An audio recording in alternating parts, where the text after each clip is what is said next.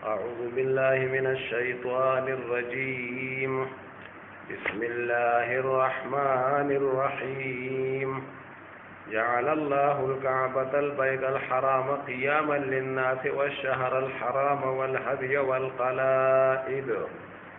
ذلك لتعلموا أن الله يعلم ما في السماوات وما في الأرض وأن الله بكل شيء عليم. مخکې آیاتونو مبارکو کې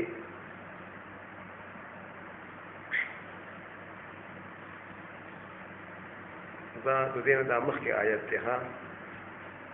أعوذ بالله من الشيطان الرجيم. أحل لكم صيد البحر وطعامه متاعا لكم ولسيارة وحرم عليكم صيد البر ما دمتم حرما واتقوا الله الذي إليه تحشرون. مخکې آیاتونو مبارکو کې د هغه خلکو د پاره چې د حج احرام وتړي یا د عمره احرام وتړي نو څه احکامات د هغې بیان شو چې د وچ ښکار چې کوم دی هغوی به نه کوي. او دې آیت مبارک الله پاک فرمایي چې چا احرام تړلی وي د حج یا د عمرې نو که دی په دریاب کې سمندر کې که دی څه ښکار کوي ښکار کول که هغه د میانو وي که هغه د بل څه وي خو د سمندر او د اوبو ښکار چې کوم دی د لپاره جایز دی. او وطعامه او دارنګې د لپاره د سمندر د اوبو چې کوم دی کوم هغه خوراک دی پکې د انسانانو لپاره چې هغه میان دي که هغه واړه میان دي که هر څومره غټ میان دي خو چې میان وي نو الله پاک وایي د هغې ښکار چې کوم دی جایز دی. نو د اوبو د سمندر په ځناورو کې د مسلمانانو لپاره صرف میې چې کوم دی هغه جایز دی. هسې نور که ځناور هم ښکار کوي نو ښکار کوی شي لیکن خوري به یې نه. او د خوراک دپاره صرف میان دي که هغه هر قسم میې دي که ډېر غټ وي خو هغه خوړلی شي. نو الله تعالی فرمایي دا ستاسو لپاره د فایدې سامان دی او د مسافرو لپاره لکه کله مسافرو ته ضرورت وي د میانو. او الله تعالی فرمایي چې د وچ ښکار په تاسو باندې کیم پور چې احرام کیے دا حرام دی او دا الله نه ویریږئ ځکه الله ته به جمع کېږئ د الله پاک د احکاماتو پابندي کوئ. أحل لكم صيد البحر وطعامه حلال کړه شوی دی تاسو دپاره صید البحر ښکار کول د سمندر د اوبو چې په اوبو کې یعنې پیدا کېږي داسې شودونه ښه نو دا بتکې متکې د دې ښکار نشي کولی ځکه بتکې په وچه پیدا کېږي او بیا په اوبو کې پاتې کېږي. نو د دې نه هغه ځناور مراد دی چې په اوبو کې پیدا کېږي. الله فرمایي حلال کړه شوی دی ستاسو لپاره صید البحر ښکار کول د سمندر او د اوبو د هغې ځناورو چې په اوبو کې پیدا کېږي. وطعامه او هغه خوراک د سمندر کې چې کوم خوراک دی د مسلمانانو لپاره پکې میان دي. نو الله فرمایي دا تاسو لپاره حلال دی په حالت د احرام کې چې کله احرام کیږي نو دا استعمالوی شي. متاعا لکم ولسیاره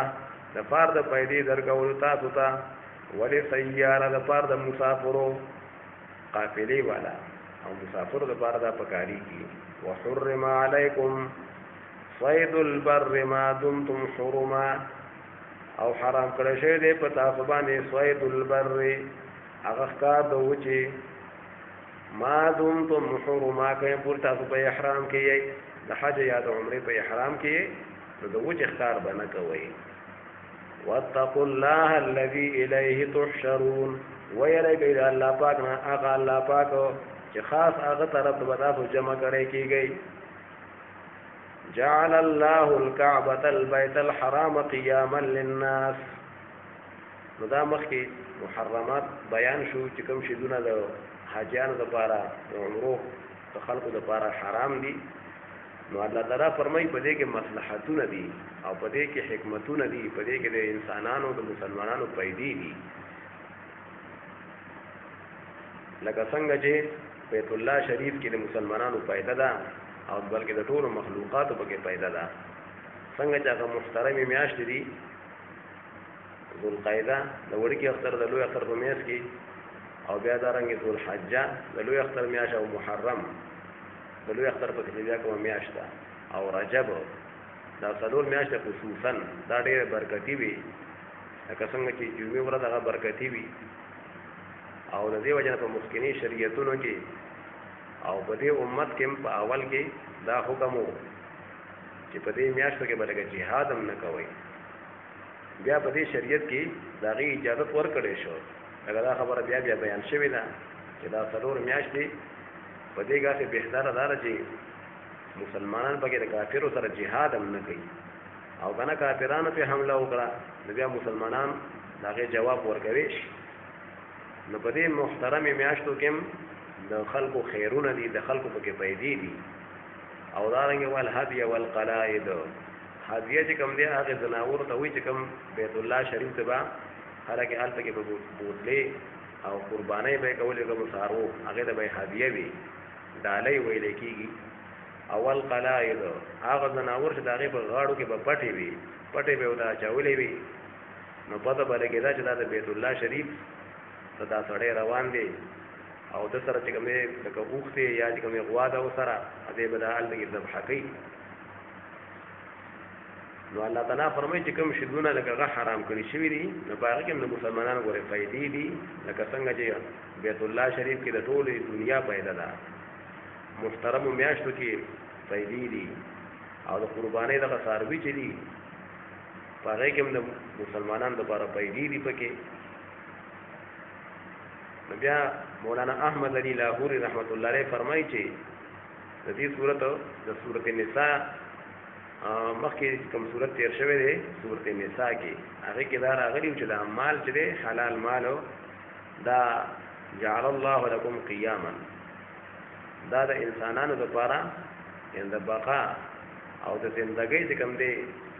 لکه یو شی دی. حلال مال د انسان سره وي نو د عزت زندګي تېروي، چاته چې کوم دی په چا باندې سپک نه وي، او ښکلې د عزت زندګي تېروي چې چا سره حلال مال وي. نو چې څنګه دا مال جعل الله لکم قیاما، الله پاک تاسو لپاره د بقا د عزت یو شی ګرځولی دی.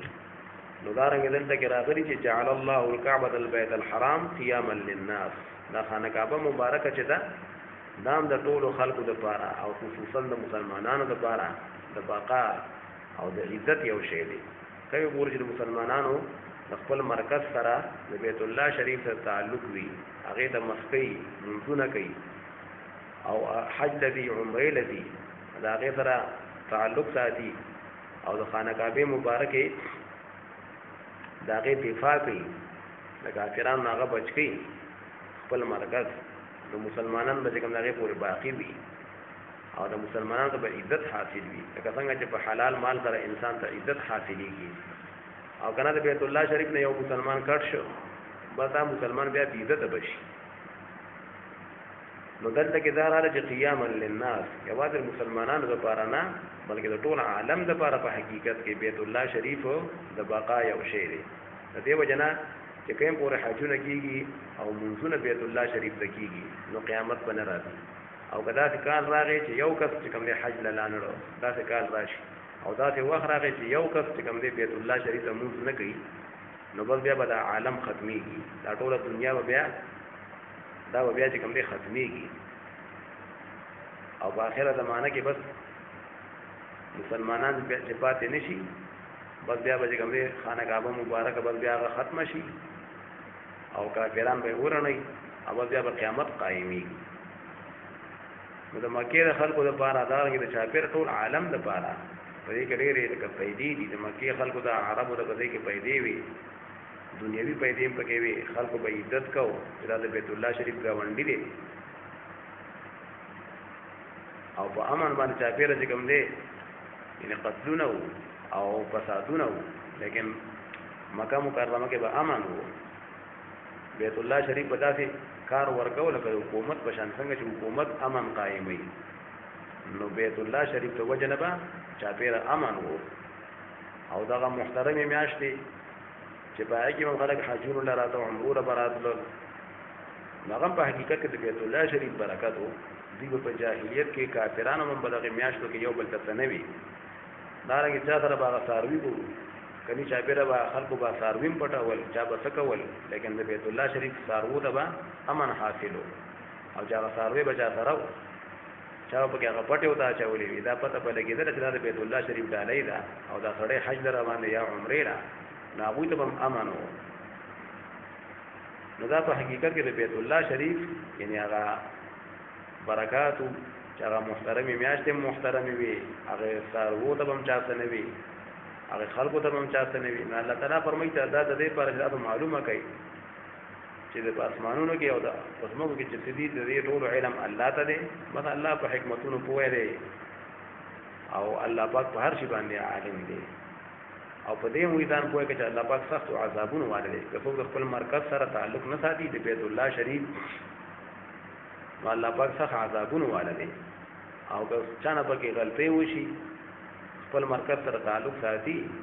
لیکن که ځنه ګناهونه وشي نو وان الله غفور رحیم الله پاک هغه بخنه کوي جعل الله الكعبة البيت الحرام قياما للناس ګرځوي الله پاک خانه کعبه مبارکه البيت الحرام هغه محترم کورو الله دې موږ بوځو نو سبا حاجیان صاحبان تری کنه حجون لا او عمره لا خلق دي الله دا ګرځوي قياما للناس ذریعہ د بقا او د قائم والی د خلقو د پاره د مکه د خلقو او د عربو د پاره د ټول دنیا د انسانیت د پاره دا د قائم والی او ذریعہ د قیام دې د ویلګي چې او شی وی کنه نبي هغه نور شدونه هغه باقی وي نبی الله شریف کې کوم پوری وي نبي د دنیا باقی وي قیامت بیان راځي او الله ګرځولي وا شهر الحرام هغه محترم میاشتې الله پاک هغه ذریعہ ګرځولي دا د خلقو د بقا د پاره چې خلقو ته امن کیو لقد بقتان والهدي والقلائد او الله پاک ګرځولي دي هدي هغه د قرباني هغه ساروي د بیت الله شریف هغه ډالۍ والقلائد او هغه ساروي چې دا غیب غاړو کې به پټې وي نو هغه هم چې کوم دی د خلقو د بقا او د امن یو ذریعہ وا هغه سارو ته هم چاته نه وي چې څوک سر روانو که دشمن به یو کنه ولیکن دوی به دغه قدر کوو دا بیت الله شریف روان دي ذالک لتعلموا الله ودا د دې وجنه چې تاسو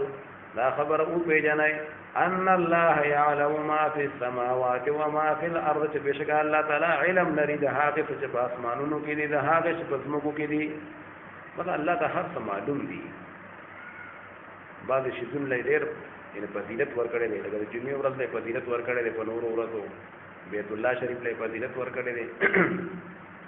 رمضان شریف له فضیلت ورکړي دا رنګ علماء له فضیلت ورکړي دي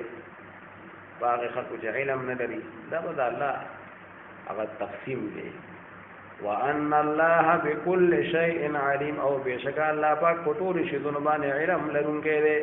يعلموا ان الله شديد العقاب پوه شي چې به الله بشک الله پاک سخت عذابونه والده چې څومره مرکز سره تعلق نه ساتي د بیت الله شریف او دغه دفاع نه کوي او دغه عبادت هغه طرف ته نه کوي ان حج او دارنګ عمره او هغه منځونه نه کوي الله پاک سخت عذابونه والده وان الله غفور رحيم او بشک الله پاک بخون کوي او رحم والده ما على الرسول الا البلاغ ندے پر رسول الله صلی الله علیه وسلم باندې الا البلاغ مگر تبلیغ الله پاک دې پیغمبر کار چي او د پیغمبر د وارثانو او علماء او د نیکانو خلقو کارو بس دین رسولي تبلیغ دې ته ویخه تبلیغ دا نه دي خامخابه بستر راواله ورېون ته خامخاسي دا ضروري خبره نه ده تبلیغ به الله پاک احکامات خلقو ته رسوي په مدرسو کې خلقو ته رسوي کاغه چې کوم دي بزرګان او اولیاء کرام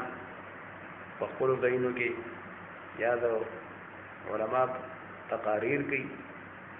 یا تبلیغ ور خپل تبلیغ کوي دا ټول په تبلیغ کې شامل دي ښا ول الله دین خلقو ته رسول نو الله پاک فرمای پیغمبر باندې ذمہواری صرف ته تبلیغ ده او چې څوک نه مني نو هغه به تاسو نه کیږي چې پلان کې دا خبره ولې نه ومنلې او چې کله بیا د جهاد وخت راشي چې کافر سره بیا جهاد وکړي بیا به کافر سره جهاد کول دا یو تبلیغ دی والله يعلم ما تبدون وما تكتمون او الله پاک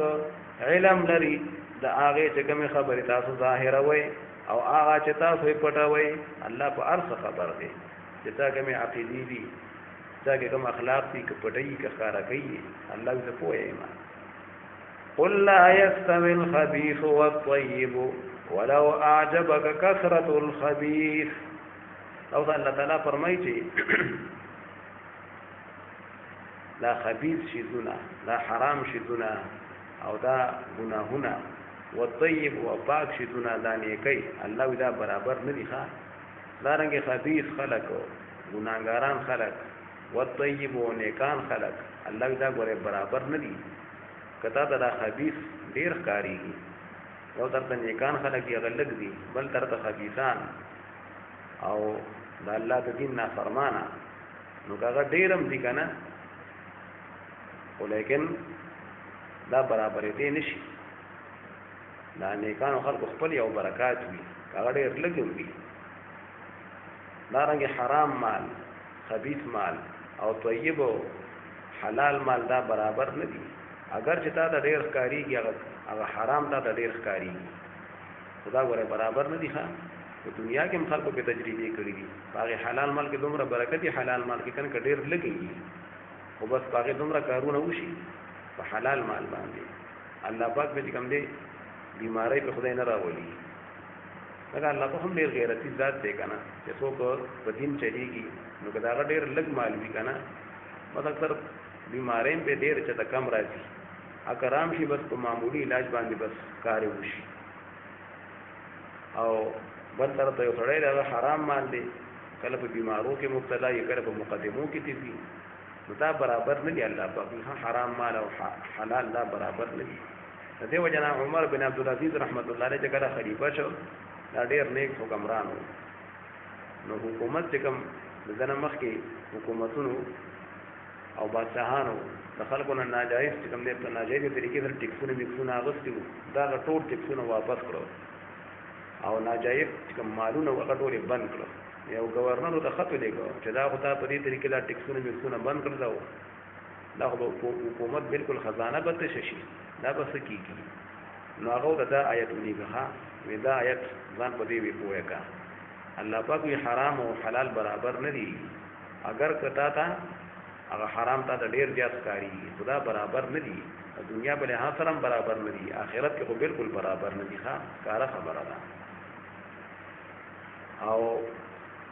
دغه وجنا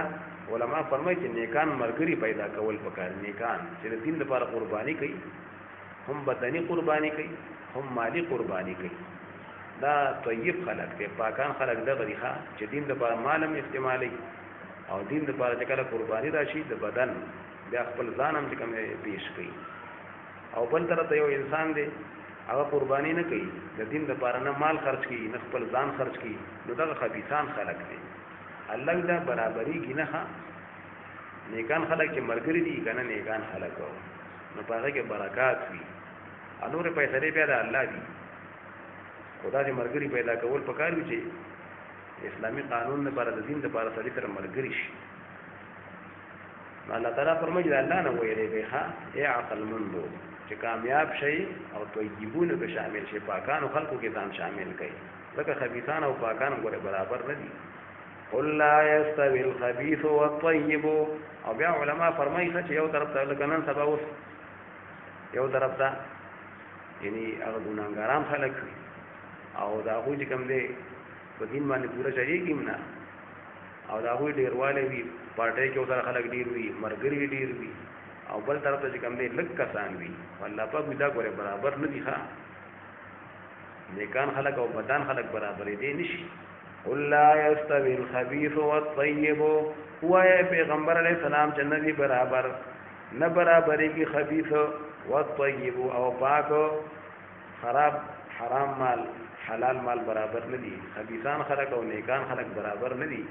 ولو اعجبك كثرة الخبيث اگر که په تعجب کې اچیتا کثرت الخبيث هغه ډیروانه د خبيث هغه خبيث مال ک ډیرم دی تا د ناشنا لګي او ته په تعجب کې چې دا څنګه چلې څومره ډیر مال دی والله دا ګوره برابر نه دی د حلال سره برابر نه دی دا رنګ خبيثان خلق مرګري شي وي خبيثان ډیر مرګري وي ډیر جماعتي لوی پارټي وي والله پاک تعجب ته مکوا حیران کېږي او ته ما ضعیف مرګري نه ښه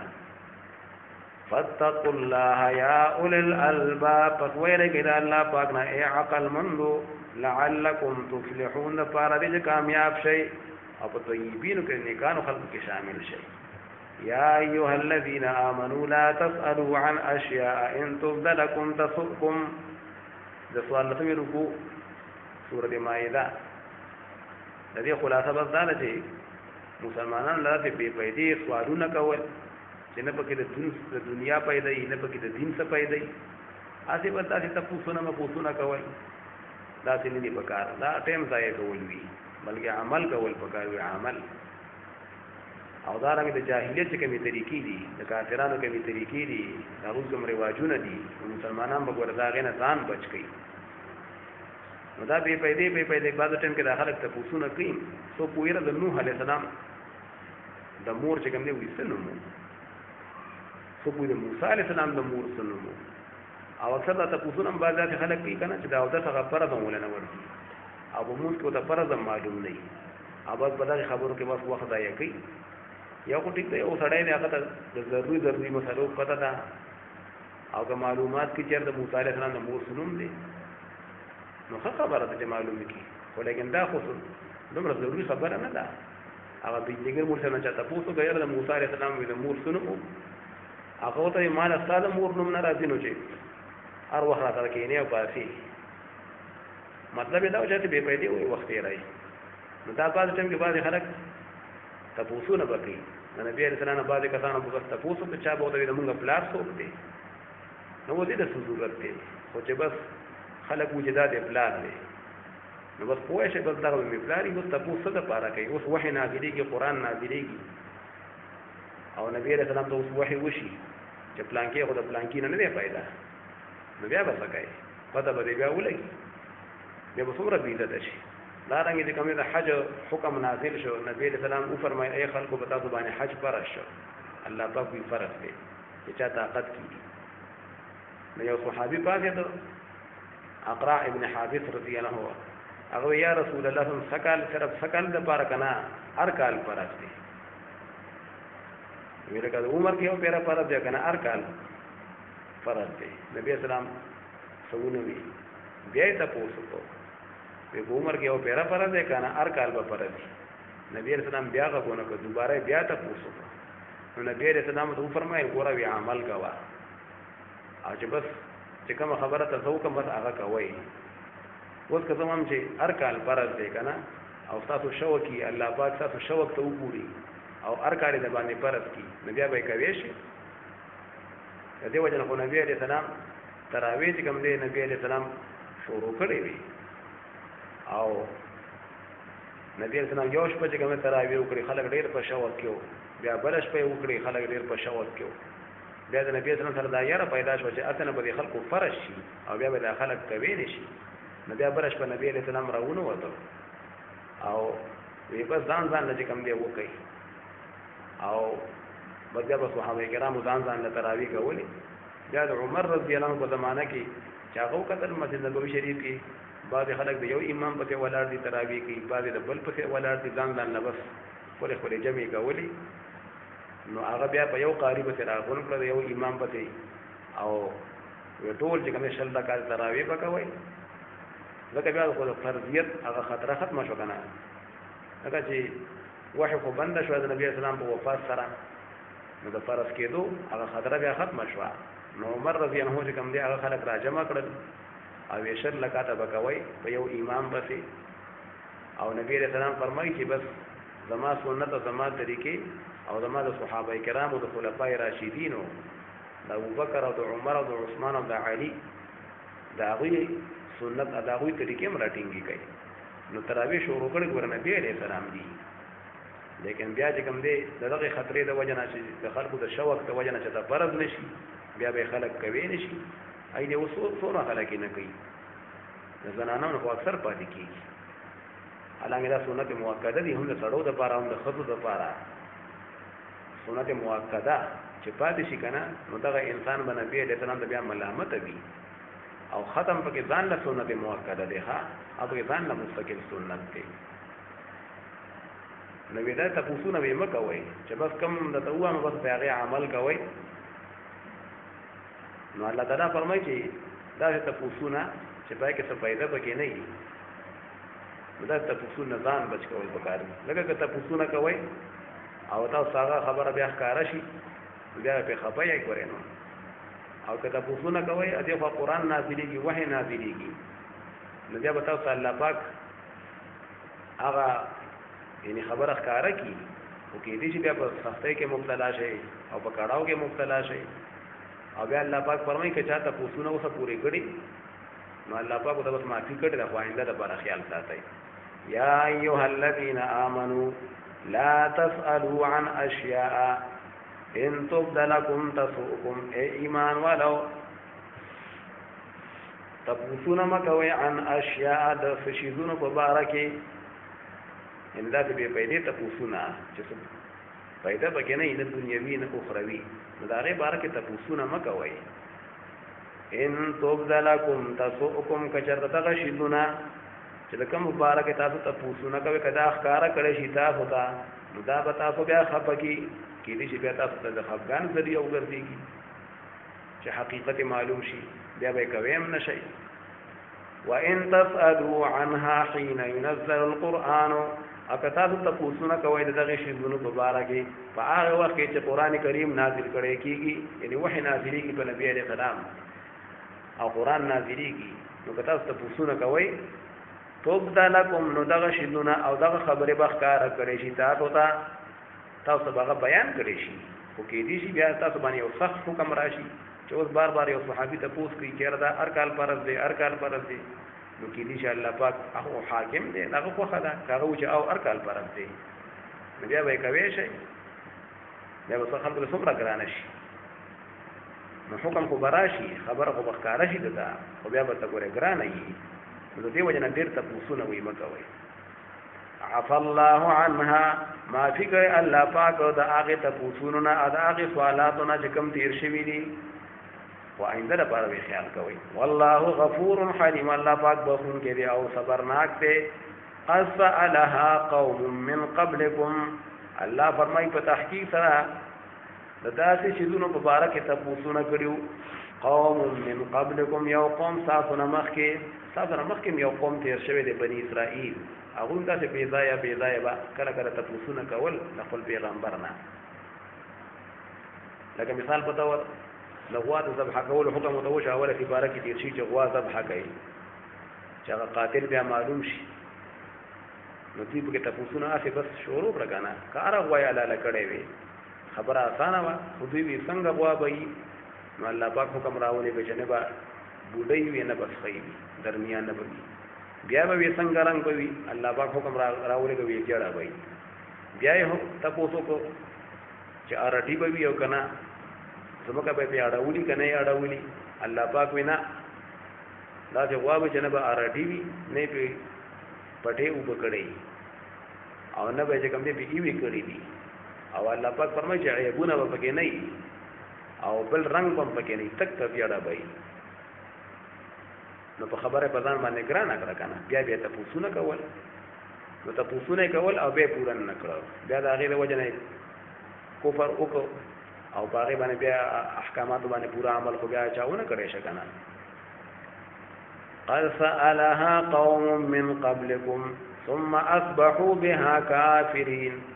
فتحقیق سره تاسو نه کړیو دا غي شیزونو مبارک یو قوم تاسو نه مخ کې یعنی بیزای تاسو نه سوالات په کول او چې بیا هغه حکم راغی نو بیا به نه منل کله به بیا خېلې ملي شروع کړي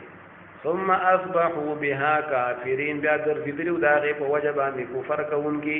الله پاک به کفر کو انکار کو یعنی به باغ احکامات په پورا عمل نه کو انا به عبرت حاصلو داغه واقعاتونه نو مسلمانان له پکار دي داسې لکه تاسو نه کوي بعض خلک داسې اوس مشتخه بس اسبه خبره ګرمي را ګرمي او معلومات بعض خلک کوي چې بس ورګه پلان کې څنګه دي دغه مسله ورزي کنه ورزي دا عمل مطلب نه چې عمل می په وکړي او دا رنګ الله پاک فرمایي چې د کافرانو هغه طریقې هم غوړې مې اختیار وای لکه اوس مشرکین کې دا طریقې وي الله پاک خدا ساروي مارمي ټول حلال ګرځولي او دوی په ځان باندې حرام اول بحیره بای هغه ساروي ته وي چې دا غي پي به د بوتانو په نوم باندې بس منښت به وکړه بس بیا به هغه پي نه استعمال اول صائبه دا به هغه ساروي ته بیا وي چې هغه ساروي به د بوتانو په نوم باندې اړه منلې او باغې به کار مار نه کو او هغه به سنوي وسیله چې کوم نه هغه غوا به هغه اوخه به چې پر لپسې به چې کوم دی یعنی هغه څخه وشولې یا هغه جونګي هغه جنکې به پر لپسې وشولې په میاس کې به کې الګ نه څخه به کې میاس کې نه یا جونګي به په اوخه چې کوم دی په پر لپسې به جونګي وشولې په میاس کې به کې جونګي نه یا به د غوا چې کوم دی پر لپسې څخه کې دی میاس کې به کې څخه نه دوی به هغه غوام چې کوم دی او هغه اوخه به د بوتانو په نوم باندې او بیا هغه پاغي باندې کار نه کو دا غي عزت به کو ودا ډېر برکتی ده فکر مار به پیدا به دا غي نه غوښتنه به ذبح کوله او حام به هغه اوخته وي چې پر لپسې به یو سوچ کوم دی یعنی بچی به راوړو اوخه به کوم دی داغه د وجنه لنګې شوي دا هغه اوخته وجنه یو څو پیره پر لپسې بیا به دا اوخ چې کوم ډېر عزت مند او دا د بوتانو په نوم باندې بس هغه به وګرځاو او بیا به ډېر عزت پیدا غېکاو دا امام بخاری رحمه الله دا سعید بن مسیب رحمت الله علیه د بحیره او د صایبه او د وسیله او د حام د دې سارو دغه تفسیر چې کوم دی هغه نقل کړی دی او نور مفسرین هم په خپل نور تفسیرونه هم کړی دي خدای د امام بخاری رحمه الله د سعید بن مسیب رحمت الله علیه نه دا نقل کړو نو دا د دوی هغه طریقې وي او هم بعض خلک چې کوم دی بس څوک د چا په نوم باندې منښت کوي څوک د چا په نوم باندې منښت کوي نو الله پاک دا کار مکوي ښا او دوی بل دا خبره په کې لاګول وي دا خدای پاک په دې خوشاليږي دا موږ چې کوم کار کوو نو الله پاک دا ما مقرر کړی نه دي دا دوی الله باندې دروغ جوړي ښا کمکل خلق دي ما جعل الله من بحيرة ولا سائبة ندی مقرر کړی الله بحیره او نه سائبه ولا وسیله ولا حام او نه وسیله او نه حام نو بحیره دغه وها دغه پي به بوتانو پونم سائبه هغه وا چې هغه ساروي به د بوت پونم کو وسیله هغه اوخه یا هغه غوا چې پر لپسې به جنکې پیدا شو او حام چې کوم دی هغه اوخه چې هغه به کوم دی یو څو شمار یعنی بچی به داغه پیدا شو د اوخه نه نو هغه اوخ په کوم دی برکتی غنا الله ودا ما مقرر کړی نه دي ولکن الذين كفروا يفترون على الله الكذب لیکن دا کافران جوړي په الله باندې دروغ دی په الله په دې باندې راضي دي الله په خوشاله دي الله ودا په ما باندې دروغ جوړي واکثرهم لا يعقلون واکثر دوی پوهیږي نه او چې کله دوی ته وچاوي چې راځي دا الله په قران باندې او دا الله په پیغمبر په څه چې کوم شي دونه حلال دي کوم شي دونه حرام دي راځي نو دوی به وینا نه موږ به هغه کار کوو چې موږ پلار نه کوم کار کړی دی پلار نه کوم نو الله پاک وی ښا پلار نه کې پسې رواني پلار نه کتاب په دین نه پوهیدو د دین علم سره نه بیا هم ته هغه پسې دي هدایت باندې نه وو عقل داغه سره نه وو عقل سلیم صحیح عقل سره نه او دا رنګ عمل پکې نه وو ته بیا هم دا پلار نه کې پسې دي دا هغه نیکانو خلقو پسې تلل د علماو پسې چې هغه علم د دین لري عقل مندي او دا رنګ چې کوم دی عمل کوي نو دا هغه پسې تل پکار دي لکه موږ امام ابو حنیفه رحمۃ اللہ علیہ پسې څو د قران کریم او د احادیثو چې کوم تفصيلات هغه کوم موږ ته کوم تشریحات کړی دي نو دا ته په دلل کول دا خو دا الله حکم دی. الله دې نیکانو خلقو فاسالو اهل الذکر ان کنتم لا تعلمون. کپوېږي نه نو د پوهې خلقو په روان شه. اهل الذکر اهل العلم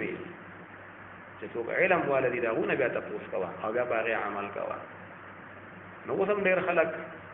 د دې ډیرانو په روان دي حالانکه هغه په دین نه پوهیږي. دا او 10 مسلې ته کله معلوم نه کنه سورته فاتحه نه پیژني او عقل مندم صحیح نه او عملم پکې نه او بیا هم خلک په روان دي. نو دا چې خلکو په الله ویني ته بکارها وإذا قيل لهم تعالوا فهغه وخت چې ویل شي دوی ته راشه اله ما انزل الله هغه طرف چې الله کوم نازل کړي و الى الرسول او راشه رسول الله صلی الله علیه وسلم طرف ته راځي چې په الله په قران او الله نبی اسلام په حدیث باندې عمل وکړو چې کوم شی دونه حلال دي کوم حرام دي. راځي چې په هغه قانون په خلاف شو چې څوک دوی راځي د الله قانون ته نو دوی وینا زمونږ پلار نکو چې په کومه پارټي کې او په کومه لار او موږ به هغه کار کوو. قالو نو دوی وایي دا د مشرکین وګړه طریقه ده. مسلمانان نه دا خپلول نه پکار.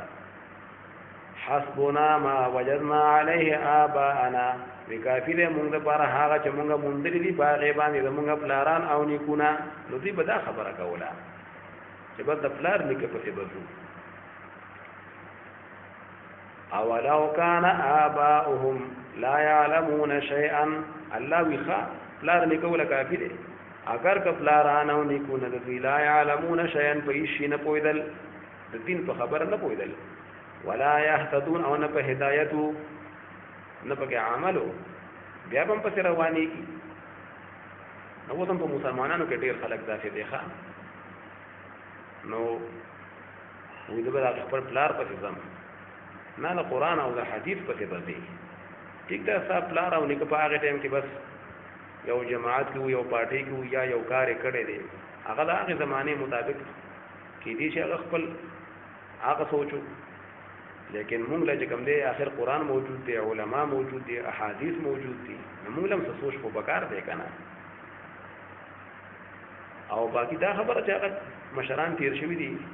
او مسلمانان تیر شوی دي دا غوښتل خبره نه پکاره ده چې کوم خلک مرشه او پات شو بس دا غوښتل بیا خبره نه پکاره. ولیکن جمدول دا پکاره دي چې په قران او په حدیث باندې عمل کوي. ښا یا ایها الذین آمنوا علیکم انفسکم. الله فرمای اے مؤمنانو علیکم انفسکم پتاسو باندې لازم دی خپل ځانونه اند خپل ځان فکر وکړئ. لا یضرکم من ضل اذا اهتدیتم. ضرر نظر کی تاسو ته هغه خلک چې څوک گمراه شوي دي اذا اهتدیتم په هغه وخت چې تاسو په هدایت باندې یې.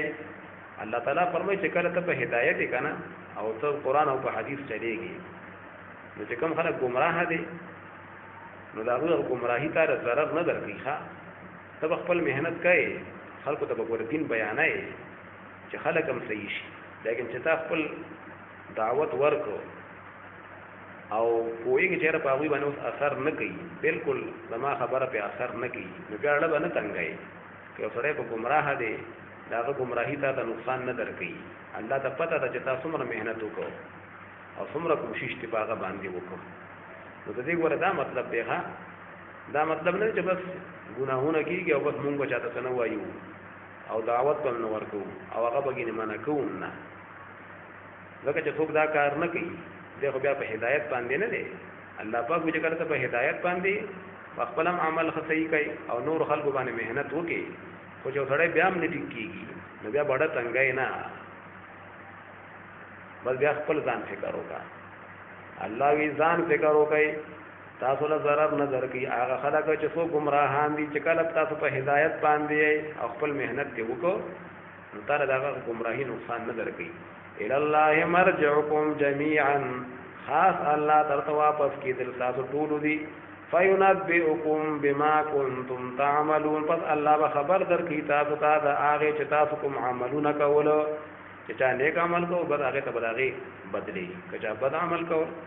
هغه ته بیا هغه سزاګانې ملایويږي. او انسان خپل مهنت کوي او بل مسلمان ته نور خلق ته الله دین رسي.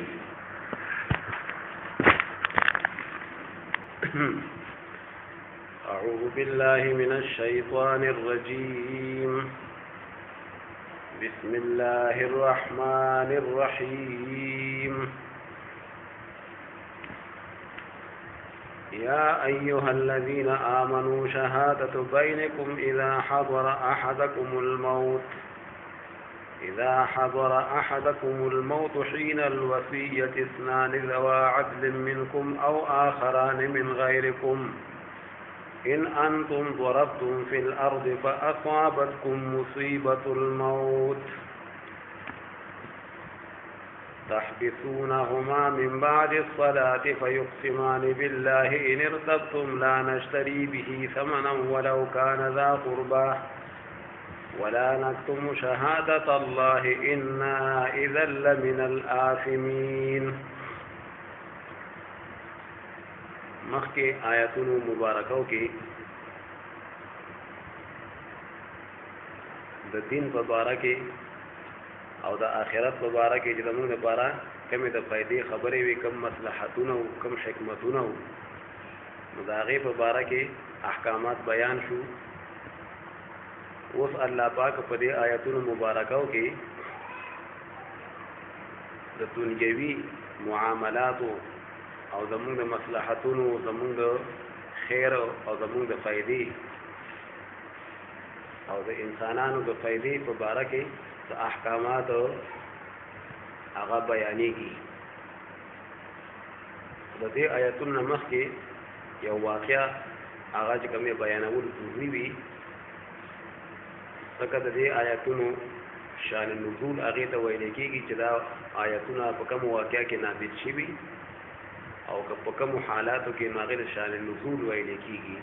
چې دا د دې د نازلېدو شان دی، دا د دې د نازلېدو یعنې واقعه ده. نو هغه واقعه دا وه چې دا یو مسلمانو حضرت بودیل رضی الله تعالی عنه او د ده سره دوه ملګري وو، یو تمیم او بل عدي، او دا دواړه په هغه وخت کې د عیسایان وو. نو دا حضرت بودیل رضی الله عنه د دغه دوو کسانو سره شام علاقې ته لاړو او د تجارت په غرض باندې سفر یې وکړو. نو چې هلته کې ورسېدل یا په لاره باندې وو،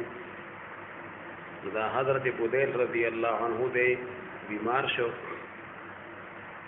نو دا خپل دواړه ملګري چې دا عیسایان وو،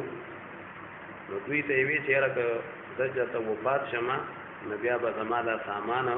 زما خپلوانو ته، زما وارثانو ته دا تاسو ورسوئ. نو مړی چې داسې په خپله زندګۍ کې داسې یو کس مقرر کړي په خپله،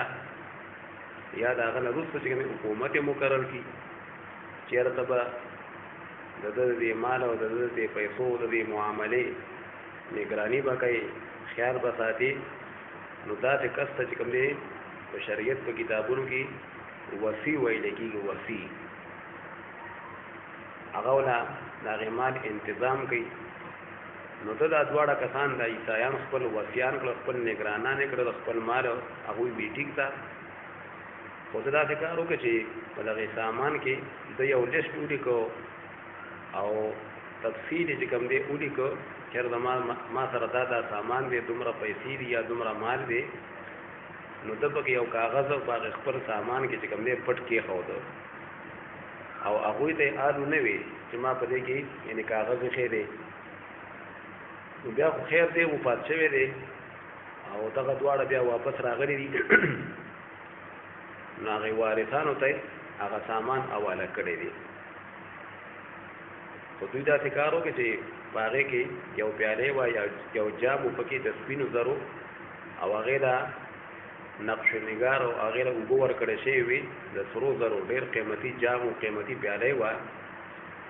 د سرو زرو نقشې مقشې به وي. نو دوی دواړو هغه پټه کړه. دا خو دواړه عیسایان وو که نه هغه وخت کې. نو دواړو پټه کړه او بیا چې کوم دی هغه خرڅه کړې ده هغې زمانه کې په 10 روپو او په 1000 درهمو باندې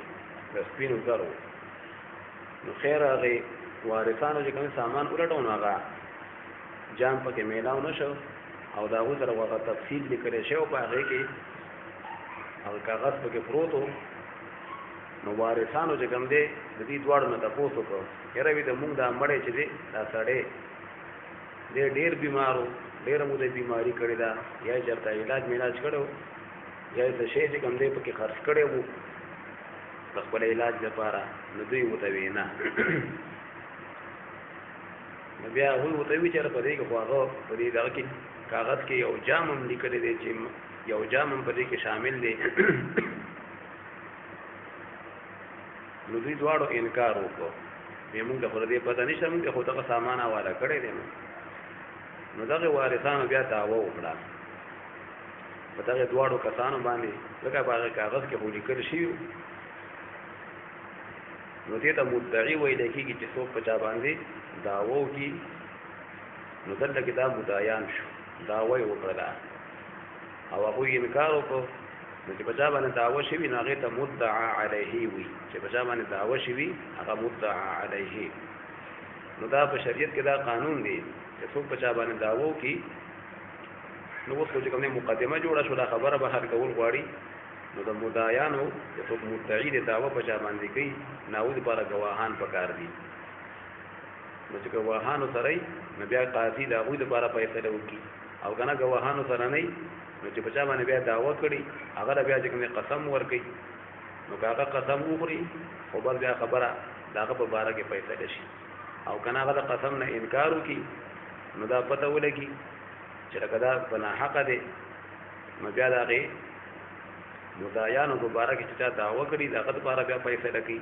دا طریقه ده نو دوی دا خبره نبي علیه السلام ته ووړه نو دا وارثان یعنې مدعیانو دوی دعوه وکړه په هغې دوو کسانو او د دې وارثانو سره خو ګواهان نه وو که نه چې دې دواړو چې کوم دی دا جام چې کوم دی پټ کړی دی نو د دې وجه نه نبي علیه السلام هغوی له قسم ورکړو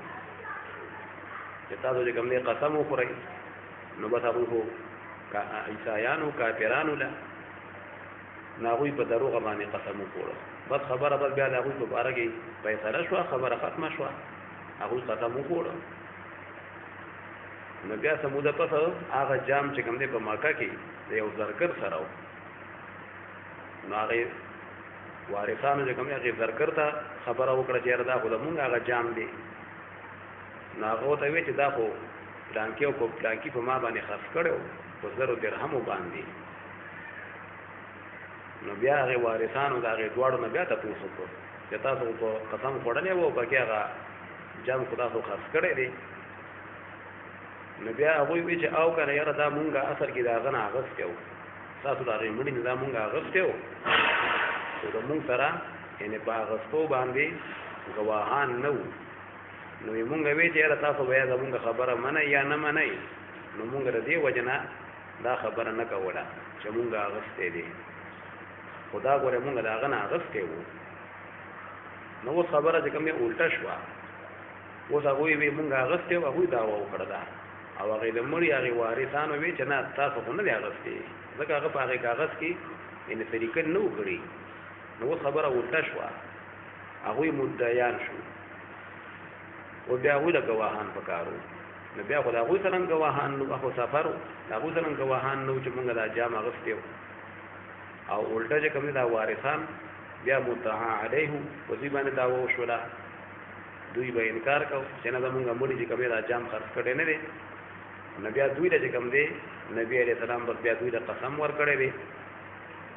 نو په دغه وخت کې د مړي په وارثانو کې 2 کسان ډېر چې کوم دی نږدې وو هغې مړي ته نو بیا هغې دواړو چې کوم دی قسمونه وخوړده او یې مونږ په دې باندې قسم خورو د خپل علم مطابق چې زمونږ په علم کې داسې خبره ده چې یاره زمونږ د مړي دا جام په دې دواړو باندې خرڅ کړی نه و نو بیا هغوی قسم وخوړه نو چې هغوی بس قسم وخوړه نو بس بیا نبي علیه السلام د هغې دواړو نه 1000 روپۍ چې کوم دی واخیستې وو هغې وارثانو ته یې ورکړلې بس خبره ختمه شوله نو دا آیت مبارکه علما فرمایي چې په دې دا چې کوم آیتونه اوس را روان دي که نه 2-3 آیتونه دي دا په ټول قرآن کریم کې د احکاماتو په لحاظ سره ډېر په دې کې تفصیلات دي په دې باندې علماو ځان ځانله کتابونه لیکلي په دې 2-3 آیتونو باندې او دارنګې د ګریمر په لحاظ سره دا آیتونه په قران کریم کې ګران آیتونه دي، سخت آیتونه دي. ښا مسائل هم پکې ډیر دي، احکامات هم پکې ډیر دي، او ځان له علماء په دې باندې کتابونه لیکلي دي، او بیا پکې دا مسلم چې لري شي دي چې کافر چې کوم دې گواہی کوي شي نو مسلمان باندې کوي شي کولای. همون بر آیاتونو ان ډیر مطلبونه بیان کړی شي دي، همون به هغه آسان مطلب چې کوم هغه بیان کو. هغه آسان مطلب بس دا دی کنه چې مثال بداور یو انسان مړ کیږي نو بس او دې چې کوم دې وصیت وغیرہ کوي نو اته بهتره ده چې دوه کسان دې یعنی مقرر کی دا خپل مال وغیرہ نگرانان، یو کس مقرر یو کس هم ټیک دی، دوه کسان مقرر وي او بیا چې هغه نیکان وي عادلان وي نیکان خلک په فاسقان چې کوم دي هغه خپل مال نگرانان کوي، هغه ته خبره اواله کوي، هغه دې موار ګرځي نو فاسقان هم ګرځوي شي. او دا رنګ بهتر ده چې مسلمانان وي، مسلمانان او کنه یو انسان چې کوم دي خپل د مال نگرانان هغه کافران هم ګرځي، په یو ملک کې کافران اوسېږي، هغه جیمیان چې هغه ته ویل کېږي نو هغه چې کوم دی هغه دا د خپل مال هغه نگرانی او هغه تنظیم اواله کوي نو دا هم ټیک ده. نو گواهی چې کوم دی کافر په مسلمان باندې نشي کولای گواهی، او یو د مال نگرانی چې دې چې کوم په گاون کې اوسه اوسېږي مثال بداوه یا خپل یا پر دې دی لیکن دې د مال نگرانی دا اواله کوي چې دا بدل دا کار به وکړي دا کار به وکړي. او دا رنګ دا چې څوک نگرانان مقرر کړی کېږي نو په سفر کې هم مقرر کوي شي. یو انسان په سفر کې مړ کېږي یا په کلی کې مړ کېږي لیکن دې څوک نگران مقرر کړي. دا رنګ دا چې قسمونه پکې ورکوي په تاسې اختلافات پکې بیا جوړ شي او قسمونه پکې بیا ورکوي نو قاضي داسې هم کار کوي شي چې په اسې عام ټیمونو کې قسم ورکي، او داسې هم کوي شي چې د سختۍ دپاره چې خلک ویرېږي لکه مثال په طور د جمعې په ورځ د قسم ورکي یا د مازدیګر د مونځ نه پس د قسم ورکي، که داسې د قسم پکې یعنې ضرورت راشي نو دا مختلف احکامات علماء کرام بیا په دې کې بیان کړي دي. نو الله تعالی فرمایي یا ایها الذین آمنوا ای ایمان والو شهادت بینکم هغه نگران کېدل په مینځ تاسو کې یعنې تاسو په مینځ کې نگران کېدل او د مړي د هغې مال د انتظام دپاره مقرر کول. اذا حضر احدکم الموت په هغه وخت کې چې حاضر شي یو کس تاسو ته مرګ حاضر شي لکه په دغه موقع باندې هغه حضرت بودیل رضی الله عنه هغه بیمار شو حین الوصیت په وخت وصیت کې الله فرمایي هغه نگران کېدل اسنان هغه نگران کېدل د دوه کسانو دي اته بهتره ده چې دوه کسان سره مقرر کړي که یو انسان مقرر کړي دا غیر لپاره نگران او وفي نو دام جایز دی. او په دغه واقعیا کې چې کوم دي دوه کسان مقرر کړي ذوا عدل منکم ذات دوه کسان چې هغه عدل او انصاف والوی نیکان خلق وي تاسونا نو که نیکان خلق وي اګه نیکان نه که فاسقانی هغه نگرانان مقرر کوي شي. هغه مخکې خبره تیره شوه خواته بهتر ده چې دواړه عادلان وي. او دارنګه منکم تاسونا په مسلمانانو کې دوه کسان مقرر کی یا ډیر کسان یا لګو نو دم غوره خبره ده چې مسلمانان وي او کنا او آخران من غیرکم کنا مسلمانان نه بلکې کافران وي لکه په دغه واقعیا کې هغه دواړه عیسایانو هغه چې کوم نه نگرانان مقرر کړو دا جایز دي ښا خدا د مال ګورې غا نگرانی ده دا ګوره گواهی کول نه دي دغه کافر چې کوم نه په مسلمان گواهی نشي کولای خدا د مال هغه نگرانی ده اته د مال انتظام او تاوالک چې دا به ورسوي. او یا منکم تاسونا ان خپلوان او آخران من غیرکم یا دو کسان نور پردی نو دام ټیک تا. او دارنګه په سفر کې هم کوي شي په کلی کې هم دا مقرر کوي شي سواد منکم او آخران یا دو کسان نور من غیرکم تاسونا غیر یعنی که مسلمانان نه او یا پردی وي خپلوان نه نو خیر دی ان انتم ضربتم فی الارض کچتا سفر کوي پسمکه کې نو پسمکه کې سفر کوي او په سفر کې چې کوم دی یو انسان بیمار شو او بیا سره خطر ده چې کېدی چې مړ شمه او دا رنګ په کلی کې هم داسې په خپل کلی کې څوک مړ کېږي نو دې کې نگران مقرروي دا مقرر کوي شي ان انتم ضربتم فی الارض کچتا سفر کوي پسمکه کې فاصابتكم مصیبت الموت پس ورسی کی تاسو ته مصیبت الموت هغه مصیبت د مرګ یعنی که چاته مصیبت د مرګ ورسیږي او بیمار شي او دې پوهیږي چې د مړ کېږم نو که نگرانان مقرر کوي الله پاک بیا دوه نگرانان مقرر کول دا بهتر دي دوه کسان ښه او که لږ مقرر وي که ډېر مقرر وي لکه خبره بیا بیان شوله بیا په هغه واقعه کې دغه چلو شو چې هغوی خو هغه شی پټ کړ نو بیا وارثانو دعوه وکړله مدعیان شو او دغه دواړه مدعا علیه هغوی باندې دعوه وشوله بیا د مدعي سره ګواهان پکار دي ګواهان خو د وارثانو سره ونه نو بیا چې کوم دی هغې بل طرف له قسمي نو بیا هغوی قسم ته تیار شو نو الله تعالی فرمایي تحبسونهما من بعد الصلاة چې تاسو بندوئ دغه دواړه هغه به کېنوئ بنده یې کوي او من بعد الصلاة پس د مانځنه نو که د مانځنه پس د قسم ورکوي او که نه مانځنه مخکې وله ورکوي دارنګه د مازدیګر ټایم دی که جمعې ورځ ده که بل ټایم دی خو هسې دا خلک لږ یېرول پکاري که نه نبي علیه السلام د مازدیګر د مونځ نه پس بیا هغوی له قسم ورکړه د مازدیګر دا مونځ دا ټایم د مازدیګر چې دی که نه عیسایان هم د دې ډېر عزت کوي ځکه دا ډېر قیمتي ټایم دی ښه او مونږ خلکو خو لبو ته وخت کوي که نه مازدیګر ټایم نو ټیک د انسان ورزش کوي او 10 منټه 20 منټه ورزش دی وکړي خو لیکن نور تلاوت پکې پکاري خپل ذکر او اذکار پکې پکاري خو بعد خلک بس ټول مازدیګر ټایم خاص کر دا سکول والا کان دا خو ټول ټایم چې کوم دی ماښامه پورې بس هغه ټول ضایع کړي نو دا ډېر قیمتي ټایم دی د ثوابونو په لحاظ سره او نور جایز ورزش کول دا هم په شریعت کې شته چې سړی په دې نیت باندې ورزش کړي چې یاره صحت مې برابر وي ګرځي را ګرځي علم دپاره د منځونو دپاره که سبا بیا د کافرانو خلاف جهاد راشي بیا به جهاد سره وکړم نو په دغه نیت باندې ورزش هم ټیک دی نو الله فرمایي تحبسونهما من بعد الصلاة تاسو بندوئ دغه دواړه لکه نبي اسلام دواړه کېنولو لمونځ پورې ایثار کړه د مونځ نه پس وې قسمونه خورئ همدارنګه چې په چا باندې دعوی که نه قاضي چې کوم دی هغه څه وخته پورې بندوي هم شي چې دغه ته کېنه دا دی به نه خبره واضحه شي تحبسونهما من بعد الصلاة تاسو بندوئ دغه دواړه پس د مانځه نه لکه د مازدیګر د مونځ نه پس مثال په ډول فیقسمان بالله پس دواړه به قسمونه خوري په الله باندې لکه چې وارثانو سره ګواهان خو نه نو دواړه به قسمونه خوري په الله باندې ان ارتبتم که چا تاسو شکونه کوئ ای وارثانو تاسو پې شک وي چې دوی یو شی پټ کړی دی موږ یې را رسولی نه دی او هغوی به داسې قسم خوري ښه لا نشتری به ثمنا ولو کان ذا قربا چې مونږ نه اخلو به په دې قسم باندې ثمنا د دنیا هغه عوض د دنیا هغه پیسې به مونږ نه اخلو یعنې مونږ په دروغه قسم نه خورو ولو کان ذا قربا اگر که هغه کس چې چا دپاره قسم خوړلی کېږي ذا قربا هغه رشته دار وي یعنې دوی به داسې قسمونه خوري چې که مونږ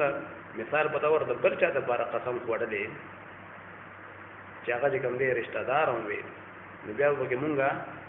هم خیال نه کوو په دروغه باندې بیا مونږ قسم به چې کوم دی هغوی دپاره نه خوړو ځکه چې د رشته دار دپاره یو انسان قسم خوري که نه نو څه پکې خپل خیال کوي او څه پکې د هغې رشته دار خیال کوي چې دا خو د ما ګینې خپل دی نو لکه د دوه خبرې پکې شوې هم د هغه د خپلوالۍ او بل طرف ته د خپل ځان هم خیال ساتي که نه چې دا خو د ما خپل دی خبره را نه شي د دپاره قسم پکار دی نو که مونږ د خپل رشته دار دپاره یعنې که قسم خوړلی خو بیا مونږ د روغ قسم به نه خورو نو دا خو مونږ د بل چا دپاره خورو نه دا خو صرف په ځان باندې مونږ قسم خورو نو یو مطلب یې دا دی ښه ولو کان ذا قربا او بل مطلب یې دام کې دی چې علماو تفسیر مظهري کړی دی ولو کان الله وي که چېرته دغه نگرانان د مال ذا قربا که خپلوان وي د هغې مړي خپلوان هم وي که نه هغوی به هم قسم خوري یعنې پردي خلک به یوازې قسم نه خوري که پردي نګرانان یې مقرر کړي وي او د مال دپاره انتظام کوونکي پردي وي نو چې څنګه هغوی د قسم دی نو که دغه نګرانان چې کوم دی خپل کسان وي د مړي او داسې موقع پېښه شي نو بیا به دوی هم پکې ګورې قسم خوري ولا نکتم شهادت الله امونږ نه پټو هغه گواهی د الله یعنی چې الله حکم کړی چې گواهی وکړي حق خبره ښکاره کوي نو مونږ هغه گواهی د الله هغه حق ښکاره کول چې کوم دی هغه مونږ نه پټو انا اذا لمن الآثمین بېشکه مونږ اذن په دغه وخت کې به لمن الآثمین خامخا د ګناهګارانو نشو که مونږ چې کوم دی قسم په ناحقه وخوړو موږ به ګناهګار شو لکه په دروغه باندې قسم دا ډېره سخته ګناه ده ورهغې ته شهادت الزور وي ښه نبي علیه السلام یو پیره ګناهونه شمارل غټ غټ ګناهونه نو بیا نبي علیه السلام وی په دروغه باندې ګواهي کول او په دروغه باندې قسم خوړل نو دا د نبي علیه السلام وی کېناستو او بیا دا الفاظ وي نو په دروغه باندې قسم او په دروغه ګواهي دا ډېره سخته ګناه ده او بیا په دغه واقعیا کې خدا ته چلو شو چې بیا خو پته ولګېده چې دوی په دروغه باندې قسم خوړلی دی نو بیا چې کوم دی چې خبره واضحه شوه نو دوی بیا دا دعوه وکړله چې نه دا مونږ اخیستی بیا دوی دعوه وکړله په وارثانو باندې نو بیا وارثانو انکار کوه نو بیا وارثان مدعا علیه شو په هغوی باندې بیا لکه دعوه وشوله او بیا دغه دوه کسانو سره خو بیا چې کوم دی ګواهان نو که ګواهان وي بیا خو د هغوی بس ګواهان پیش کول خو د هغوی سره خو ګواهان بیا نه نو بیا قسم پکې وارثانو له راغی خبره بالکل الټه شوه نو بیا په هغې وارثانو کې دوه کسان مړي ته نږدې وو بیا هغوی قسمونه وخوړله چې یاره مونږ دا قسم خورو چې زمونږ په علم کې زمونږ یې مړي دا جام چې کوم دی په دوی باندې خرڅ کړی نه دی نو چې بس قسمونه یې وخوړله بیا نبي علیه السلام د هغوی په باره کې بس فیصله وکړه دا هغې دوه کسانو نه یې 1000 روپۍ واخیستې فإن عثر على أنهما استحقا نو که داسې کار اوس هم وشي که نه داسې معامله شي اول یو شانتې وي بیا الټه شي نو دغه شان حکم یې دی ښه فإن عثر على أنهما استحقا إثما پس که چېرته اطلاع راله علم راغی علا په دې خبره أنهما استحقا إثما چې بېشکه دغې دواړو نګرانانو دغه دواړه چې دي مستحق شوي دي د ګناه دوی خو ګناه لکه کړې ده خیانت یې وکړو یعنې په دروغه باندې یعنې قسم وخوړو نو اوس پسې چل کېږي بیا دوی مدعیان شو وارثان مدعا علیه شو نو خو وارثان قسم خوري لکه دوی سره ګواهان نه وو نو الله فرمایي فآخران یقومان مقامهما نو پس دوه نور کسان یقومان هغوی به قائم شي مقامهما د دوی په ځای باندې یعنې دوی به چې کوم دی بس اوس به دوی قسمونه خوري د وارثانو کې دوه کسان لکه هغه وارثان دوه کسان وښه کني دا نه چې دوه کسان به خوري چې څومره وارثانې او میراثو ته میلاویږي دا به قسم هغې ټولو لوي که هغه 3 وي که 4 وي که 10 وي خو دلته کې د مړي وارثان 2 وو په دغه واقعه کې نو دوه کسان د وارثان چې کوم هغه به ودرېږي په ځای د هغې باندې او دغه دوه کسان به څوکي من الذين استحق عليهم د هغې خلقونه د هغې وارثانونه استحق عليهم چې ګناه په هغوی شوې وه یعنې هغوی سره زیاتې شوې او هغوی سره خیانت شوی او زیاتې بیا هغې کسانو کړی نو اوس په دوی چې کوم دی په دوی کې هغه دوه کسان هغه به راپاسي یعنې هغه به اوس قسمونه خوري الاولیان چې هغه دوه کسان الاولیان زیات نږدې دي مړي ته او مړي ته زیات نږدې وو او دقه وارثان دغه دوه کسان نو اوس به هغوی قسم خوري لکه د هغې نورو سره ګواهان نه وو فیقسمان بالله پس هغوی به قسمونه خوري په الله باندې چېرې دوی خیانت کړی دی او زمونږ یې مړي پې دا جام خرڅ کړی نه و دا دوی چې کوم دی خیانت کړی دی او داسې قسم به خوري ښه لشهادتنا احق من شهادتهما چې خامخا قسمونه زمونږ چې دي احقو هغه زیات لایق دي د قبلولو من شهادتهما د قسمونو د دغې دواړو نه یعنې زمونږ قسمونه هغه لایق ته چې هغه قبول شي او د دوی قسمونه اخو دروغ خطل کنه خبر خو دروغ شو اخو د زرګر سره شیخ کارا شو نو دوی بدا قسمونه پر چې زمونږ قسمونه زیات لایق دي چې دا د قبول شي وما تدینا امونږ زیاتې نه کړه په خپل قسمونو کې ان اذا لمن الظالمين بشک امونږ اذن په دغه وخت کې بل من الظالمين خامخا د ظالمانو نه یو کومګه دروغ قسمونه خور دي لکه دوی په شان دي نو بیا به موږ ظالمان یو نو الله تعالی فرمایي دا قانون مې درولې ښه دا څه د پاره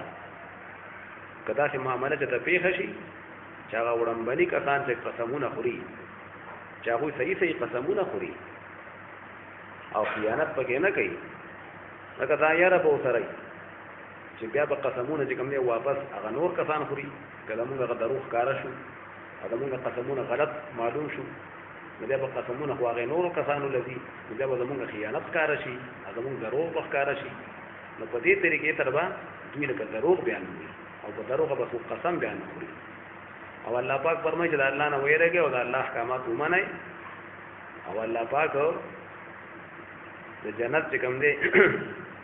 هغه درجه هغه ګوره فاسقان خلکو نه ورکیخه چې په جنت کې کوم اوچته مرتبه دي ذالک ادنا الله ودا قانون چې دی ادنا ایاتو بالشهادت دا ډیر نږدې دی ایاتو بالشهادت دی خبره ده چې دغه نگرانان به بیا راتل کوي په قسمونو باندې علی وجهها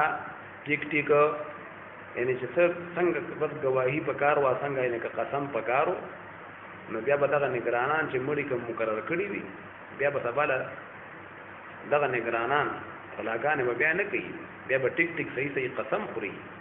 الله دا قانون می دې لپاره راولېګو لکه په دې واقعیا کې خو هغه نگرانانو خیانت وکړه هغه جامې پټ کو او بیا قسمونه وخوړل نو الله فرمایي ذالک دا قانون ادنا ایاتو بالشهادت دا ډیر نږدې دی دا چې بیا به دغه کسانو دغه نگرانان راتل کوي په هغه قسمونو سره علی وجهها خټیک ټیکو چې څنګه قسم پکار وي بغیر د خیانت نه او بغیر د دروغونه بیا به ټیک ټیک چې کوم دي قسمونه خوري بیا به څوک یاره به وسره چې اوس به موږ قسمونه چې کوم دي موږ په ځای باندې بیا به نور لور کوي او یخافوا ان ترد ایمان بعد ایمانهم او یا با یریږي دغه نگرانانو دغه وصیانو چې کوم وصیت یو تکړو نو دوی به یریږي ان ترد ایمان دا چې واپس پکړې شي قسمونه او وارثانو باندې بیا قسمونه خورل کېږي بعد ایمانهم پس قسمونه د دوی نه دا یره بو سره چې بیا خو د موږ قسمونو نه پس بیا به وارثانو نه قسم ورکي بیا خو د موږ خیانت کار شي او بیا موږ هغه مقدمه بیا موږ بایلو نو د دې وجه نه بیا به دوی د وخت نه صحیح خبره کوي واتقوا الله واسمعوا او ويرجد الله پاکنا واسمعوا او قبول کوي او اورید الله احکامات ان الله احکامات قبول کوي والله لا يهدي القوم الظالمين او الله پاک هدایت نه کوي القوم الفاسقين فاسقان خلقتا الله پاک فاسقان خلقتا نافرمان خلقتا هدایت وی نه کوي یعنی هغه درجه چې کوم د اوچتو خلکو لپاره مقرر دي د نیکانو لپاره الله پاک باغو اله هغه درجه ګورې نه ورکي او دارنګ والله لا يهدي القوم الفاسقين فاسقان او نافرمان خلکو ته الله پاک د صحیح خبرې توفیق نه ورکي فاسق سړی کنه فاسق سړی بس اخر الخلی په دنیا کې ګورن خلی د خډیر پراډونو مرادونو کې کله قسمونه خوري او کله گواهان پیش کوي خو الله پاک وي فاسق سړی نافرمان سړی ګوري اخر یو ځای کې بیان خلی ګوري ها لکه دلته کې دوی مون خطل کنه هغه خیانت ښکارا شو نو بل ترجمه دام ده والله لا يهدي القوم الفاسقين الله هدایت نکي فاسقان خلقتا ان الله پاک دوی کامیابینا په دنیا کې اخر یو پیره د دوی خیانت ښکارا کیږي ها خلق ته و شرمي اعوذ بالله من الشيطان الرجيم بسم الله الرحمن الرحيم يوم يجمع الله الرسل فيقول ماذا أجبتم قالوا لا علم لنا انك انت علام الغيوب.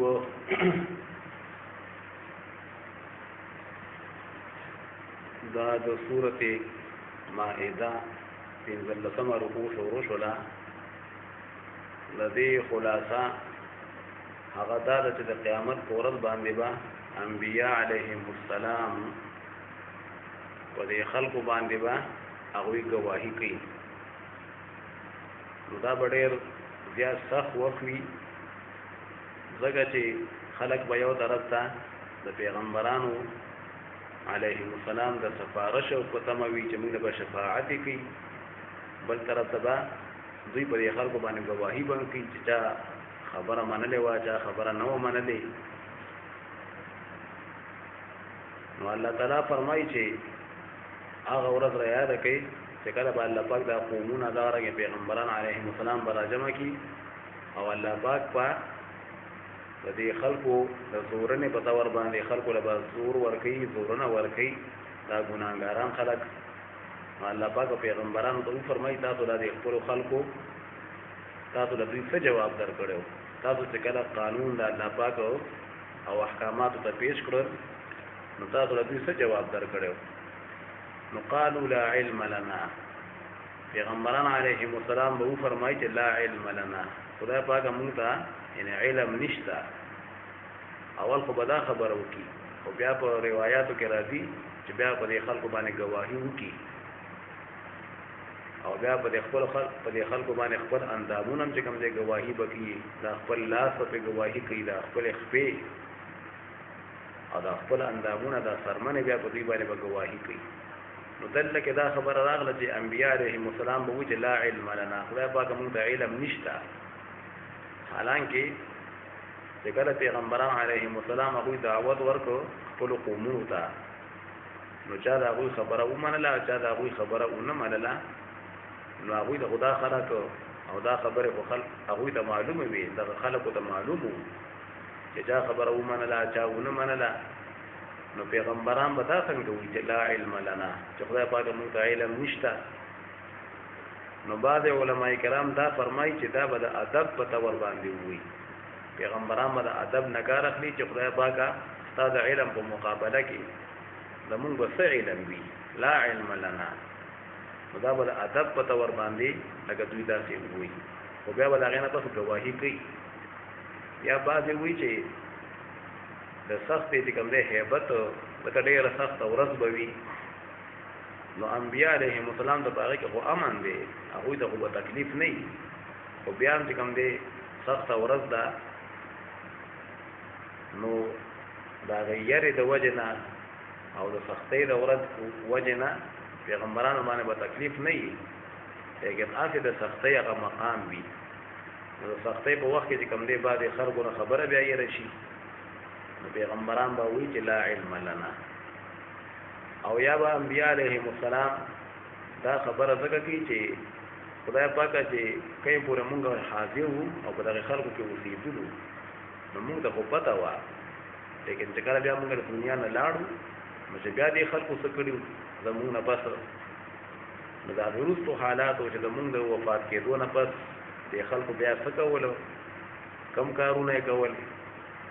نو مونږ ته د هغې پته لکه نشته. دوی به چې کوم دی لکه دغه خبره کوي. او بعض علماء کرام دا فرمایي چې لا علم لنا، چې دوی به وایي چې خدای پاکه مونږ ته یقین لکه نشته. ټیک ته مونږ زمونږ په مخکې باندې خلکو چې کوم دی ایمان راوړی او چا مقابلې کولې، لیکن علم چې کوم دی یقین ته ویلی کېږي. نو د زړونو نه چې کوم دی خبره او الله پاک دی که نه. اوس یو انسان دی هغه د پیغمبر په مخ کې لکه کلمه هم ویلي، لکه منافقانو به کلمه هم ویله، لیکن پیغمبر خو د هغوی په زړه کې د هغې نه خو خبر خو نور نه دی که نه. نو لا علم لنا مطلب دا چې یعنې مونږ ته به یقین نشته چې کومو خلکو چې کوم دی د زړه د مسلمانانو، کوم خلک د زړه نه مسلمانان نه وو، ځکه دا منافقان چې دي دا خو الله پاک به وحي وکړه، دا نبي علیه السلام د فرشته راغله وحي به راغله چې پلانکې منافق دی پلانکې منافق دی. نو نور به چې د نبي علیه السلام او دارنګې نورو پیغمبرانو په مخ کې چا د ایمان چې کوم دی اقرار وکړو چې بس زه کلمه وایم زه د الله قانون منم، نو د پیغمبرانو یعنی غالب ګمان بداو غالب چې دا مسلمان دی دا زما مرګره دی او دا مې مرګره نه دی چې چا مقابله کولې لیکن یقین او په زړه باندې چې کوم علم هغه صرف الله پاک ته دی کنه نو ځکه به وایي چې لا علم لنا انك انت علام الغیوب دا پاک د غیب او علم صرف تا ته دی او بیا دا غنه په عیسی علیه السلام په باره کې الله تعالی فرمایي چې کله الله پاک وایي چې اے عیسی علیه السلام پتا جما کوم نعمتونه کړو او تاسو والدې باندې مور باندې اگر آیات کا ینه ته بندوي ته خدای نه د خدای زوی بلکې ما بندوي په دا باندې نعمتونه کړو او جبرئیل علیه السلام بستا سره د امداد لپاره ګرځېدو ځکه چې خلکو به ورته تکلیف رساو یهودیان دشمنان شو نو الله پاک په جبرئیل علیه السلام ته حکم کړو چې د سره ګرځا حفاظت پتاور او بیا عیسی علیه السلام چې کوم نه کوړي وړوکوالي باندې خلکو سره خبرې کړې چې کله په ځانګو کې انی عبد الله وذر الله بندای ما او مال به کتاب راکې او دارنګ په پوخ عمر کې به خلکو سره خبرې کوي ځکه چې عیسی علیه السلام موږ اسمانونو کې جمع دی او چې کله بیا پوخ عمر ان کله بیا راکوشي د پوخ عمر وی نو بیا په خلکو سره چې کومه خبرې کوي او د نبی علیه السلام د دین به خلکو ته بیانوي او بیا به اسلامي حکومت غراولي په سلويس کاله به اسلامي حکومت وي په ټول دنیا باندې او دا به ته فرمایي چې دا د ما آسماني کتابونو علم درکړو او تا ته ما لیکل خو ولي او تورات او انجیل او تعالی ما معجزې درکړې وي چې کله به دا د خاور نه د خټې نه د مارغه په شکل باندې جوړ کو بیا به پکې بوکې وو لکه خابیره کو نو هغه به کوم دی الله په حکم باندې والوته او کوم چې د مور نه با ړون پیدا و عیسی علیه السلام په لاس راخ کله اب جوړ شو یا برګي بیماری والا چې ډاکټرانو به علاج نشه کولای هغه په لاس راخ کو او چې کله تاسو مړی چې کوم دی الله په حکم جمع کول تاسو یو څو کسان هم چې کوم دی جمع کړو د الله په حکم لکه د نوح علیه السلام زوی حضرت سام هغه چې کوم دی جمع کړو او بیا چې کوم دی هغه سره خبرې شي وي او ویسته چې کوم دی هغه وسپین شو ودا ولي ودا ماره چې قیامت شو چې تاسو جمع کړه قیامت ډېر لوی سخت ده او دا رنګ دوه کسان نور سړي جمع کړي یو زنانه جمع کړي و یو جنې چې کوم دی جمع کړي و دا د الله په حکم او بنی اسرائیل دشمنان شو دا يهوديان او داغه د شهید کولو کوشش وکاو نو بنی اسرائیل هم تا نه ما منع کړي ته ما دا غوینه بچ کړي او هغه ظالمانو په مقابله کوله او د دې موجودو د به چې کومه جادو وي دا نعمتونه به الله پاک رايات کی چې ته خود ما بندوي او ستاسو بارکه بیا خلکو يهودو چې کومه صبر نافرمانی وکوله چې هغه به انکار کو او نعوذ بالله غلط نسبت په کو چې دا یعنی په غلطه طریقه دی پیدا شوی دی او مور چې کوم دی بدکاری کړی دا به يهوديانو وي عیسایانو چې کوم دی خدای جوړ کو او چا وی خدای سوی دی نو دا خبره وټوله په قیامت کې بیا مخه تراشي ښا د دې خبره صفایي بکیږي یوم یجمع الله الرسل الله فرمایي یاد کې هغه ورځ او هغه وخت یاد کې چې الله برا جمع کوي پیغمبران او د دوی د امتونو به الله را جمع کوي فیقول ماذا اجبتم پس الله پاک فرمایي ماذا اجبتم چې تاسو را څه جواب درکړې شیو پیغمبران ته وایي تاسو د خپل خلکو څه جواب درکړو تاسو قانوني معنی کنه د الله پاک غو نظام قالو پیغمبران به فرمایي لا علم لنا نشته د یقین مونږه یعنی یقیني علم خدای پاک مونږه د دوی کورونو باندې خدای پاک مونږه نه و دا ایمان خو چې کم دی او کفر خبره منل نه منل دا خواته کې پزړه کرا نو خدای پاک مونږه د دوی درونو علم چې کوم دی نشته او مونږ ته په دې باندې علم نه او یقین نه او خدای پاک یقیني علم هغه صرف ذات دی چې څوک مسلمان دی څوک کافر دی انک انت علام الغیوب بشکته ډیر عالم یې الغیوب په ډیرو پټو خبرو باندې په غیب خبرو چې هغه هیڅ چاته معلومې نه دي هیڅ مخلوقاتو ته او الله به عالم دی اذ قال الله یا عیسی ابن مریم فاغ وقت چې الله به فرمای اے عیسی زوی د مریم اذكر نعمتي عليك وعلى والدتك یاد کړه ما هغه نعمتونه پتا باندې او صاحب والدي حضرت مریم باندې ما چې کوم نعمتونه کړیو ان ته ما باندې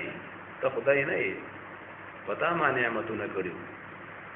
نو هغه نعمتونه را یاد کا اذ ایتک بروح القدس هغه وخت چې ما تا امداد کړو په جبرئیل علیہ السلام روح القدس جبرئیل علیہ السلام سره ګرځیدو تکلم الناس فی المهد وکهلا په دې حال کې چې دا خبره کولې د خلکو سره فی المهد په زانګو کې چې کله معشوم وي نو ته د پیغمبر یعنی ارهاس ویل کیږي د پیغمبر نه مخکې ځلاته کارونه غو کی چې خلک یې نشي کولای نو یا خو دې سو کوئی پوړکوالي اړو پیغمبر شوی دی نو بیا ته معجزه وي او چې معجزه دغه ته وي چې پیغمبر یو کارو کې خلک ته عاجز وي خلک یې نشي کولای او کله پیغمبر پوړکوالي باندې لانو لکه بعض علماء دې پوړکوالي باندې پیغمبر شوی دی خو نه پوړکوالي لا پیغمبر نو بیا وروسته پیغمبر شوی نو کله پیغمبر نو او دا خبرې وکي چې خلک هغه نشي کولای نو بیا هغه ته ارهاس وي او چې پیغمبر شي الله په کارونه بیا کوي چې خلک یې نشي کولای هغه بیا معجزه وي نو دا به خبرې کوي د خلکو سره په فلماده په زانګو کې د وړکوالي په عمر کې وکهلا او په پوخ عمر کې بیا خلکو ته کوم دی یعنی خبرې دې کړې وي نو په دې کې اشاره ده چې عیسی علیه السلام لا جم دی په اسمانونو کې ادا زموږ عقیده ده او بیا برا کوزيږي او د پوخ عمر بوي او لا خلکو ته خبره کوي خلکو ته دین بیانې د نبی علیہ السلام دا نظام به خلکو ته پیش کړي د قران کریم باندې په فیصله کوي او په احادیث مبارکه و اذا علمتک الكتاب باغ وقت تعلیم در کړو ماته د کتابونو آسماني کتابونو او دارنګ کتابت او خط لیکل والحکمت او د عقل مندۍ د خبرو والتوراۃ والانجیل او د تورات علم می در کړو او د انجیل خاص کر تورات او د انجیل علم می تار در کړو وَإِذْ تَخْلُقُ مِنَ الطِّينِ كَهَيْئَةِ الطَّيْرِ او په هغه وخت کې چې تا به جوړاو من الطين د خاورنا كهيئة الطير یو شکل پشان دي د شکل د مارغانو د خابرک پشان دي به یو شکل جوړ کو د خاورنا بد الله په حکم بیا په کې بوکیو کو او دا غنه به خابرک جوړ شو او کتابونو لیکلي چې بس کړي کوم وره بخارې دو نو روان باو اته بیا با پټ شو بیا براتاوش دا الله پاک دا معجزه ورکړي وا نو په هغه وخت کې چې تا به جوړاو د خاورنا په شان د شکل د مارغانو به اذن زما په حکم او زما په اراده فتنفخ فيها فتكون طيرا باذني فتوکل کول پاږي کې فتكون طيرا باذني فشبهها شکل د مارغه هغه وګرځي د مارغان باذن زما په حکم وتبرئ الاكمه والابرص باذني او تا به جوړول الاکمه اغړوند چې د مور نړون پیدای هغه دغه علاج بیا ګرانی او عیسی علیه السلام په پاک معجزه ورکړي وا نو هغه د عیسی علیه السلام په زمانہ کې د ډاکټرۍ ډېر چرچا وا ډاکټرانو ډېر لوی حکیمانو ډاکټرانو نو خدای پاک عیسی علیه السلام ته معجزه ورکړي چې بیا هغه ډاکټرانو نشي کولای دا مړی جمع دی کول یا د مور نه چې پیدای کې مړوند یا هغه برګه چې څوک علاج نشي کولای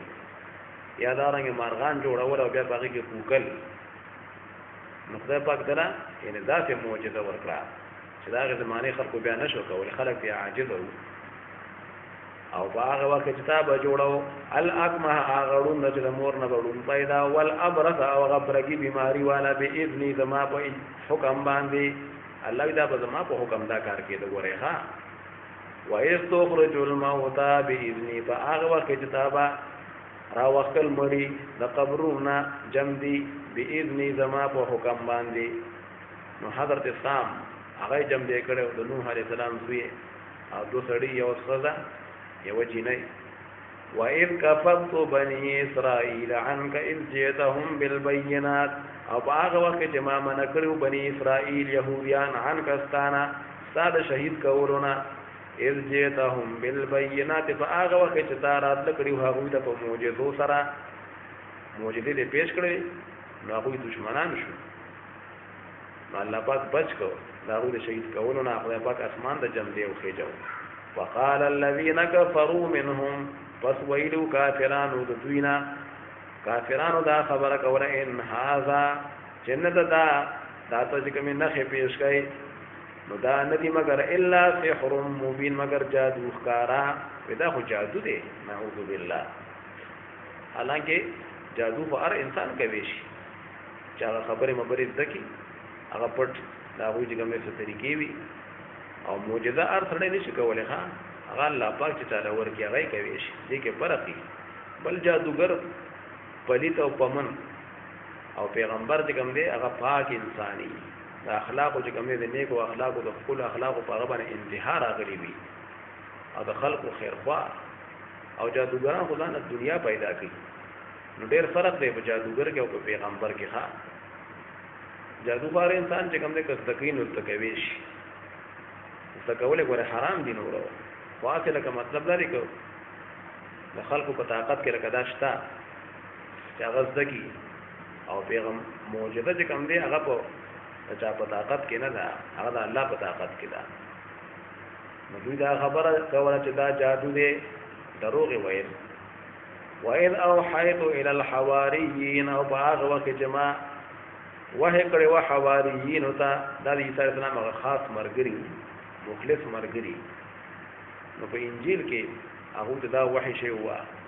ان امنو بي وبرسولي دا چې ایمان راوړی په ما باندې او ما په پیغمبر باندې ایمان راوړی او دا الهام د الله پاک کړو بڑا کې وته دا خبر ما الله پاک یې خوا په انجیل کې مو تراغلیو نو قالوا هغوی آمنا مونږ ایمان راوړل واشهد باننا مسلمون اګواو څنګه عیسی علیه السلام چې بشک مونږه تابعدار یو مسلمون مونږ وی تابعدار یو ناغوی ایمان راوړو هغه حواریون خاص مرګرو حواری چې کوم دی هغه خاص مرګرو ته ویل کیږي اذ قال الحواریون او یاد کې هغه وخت چې ویلو حواریون هغه خاص مرګرو د عیسی علیه السلام دا خبره وکړه یا عیسی ابن مریم اے عیسی ابن مریم اے عیسی علیہ السلام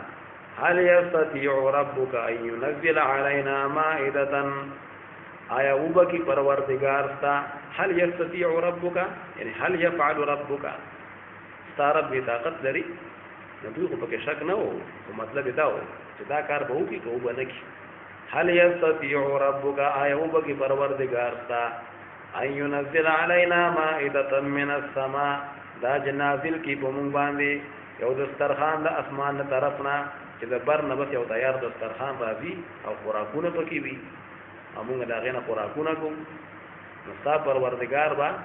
ستا دا سوال اومني کدا سوال ته تا وکړو قال عیسی علیہ السلام فرمایلی اتقوا الله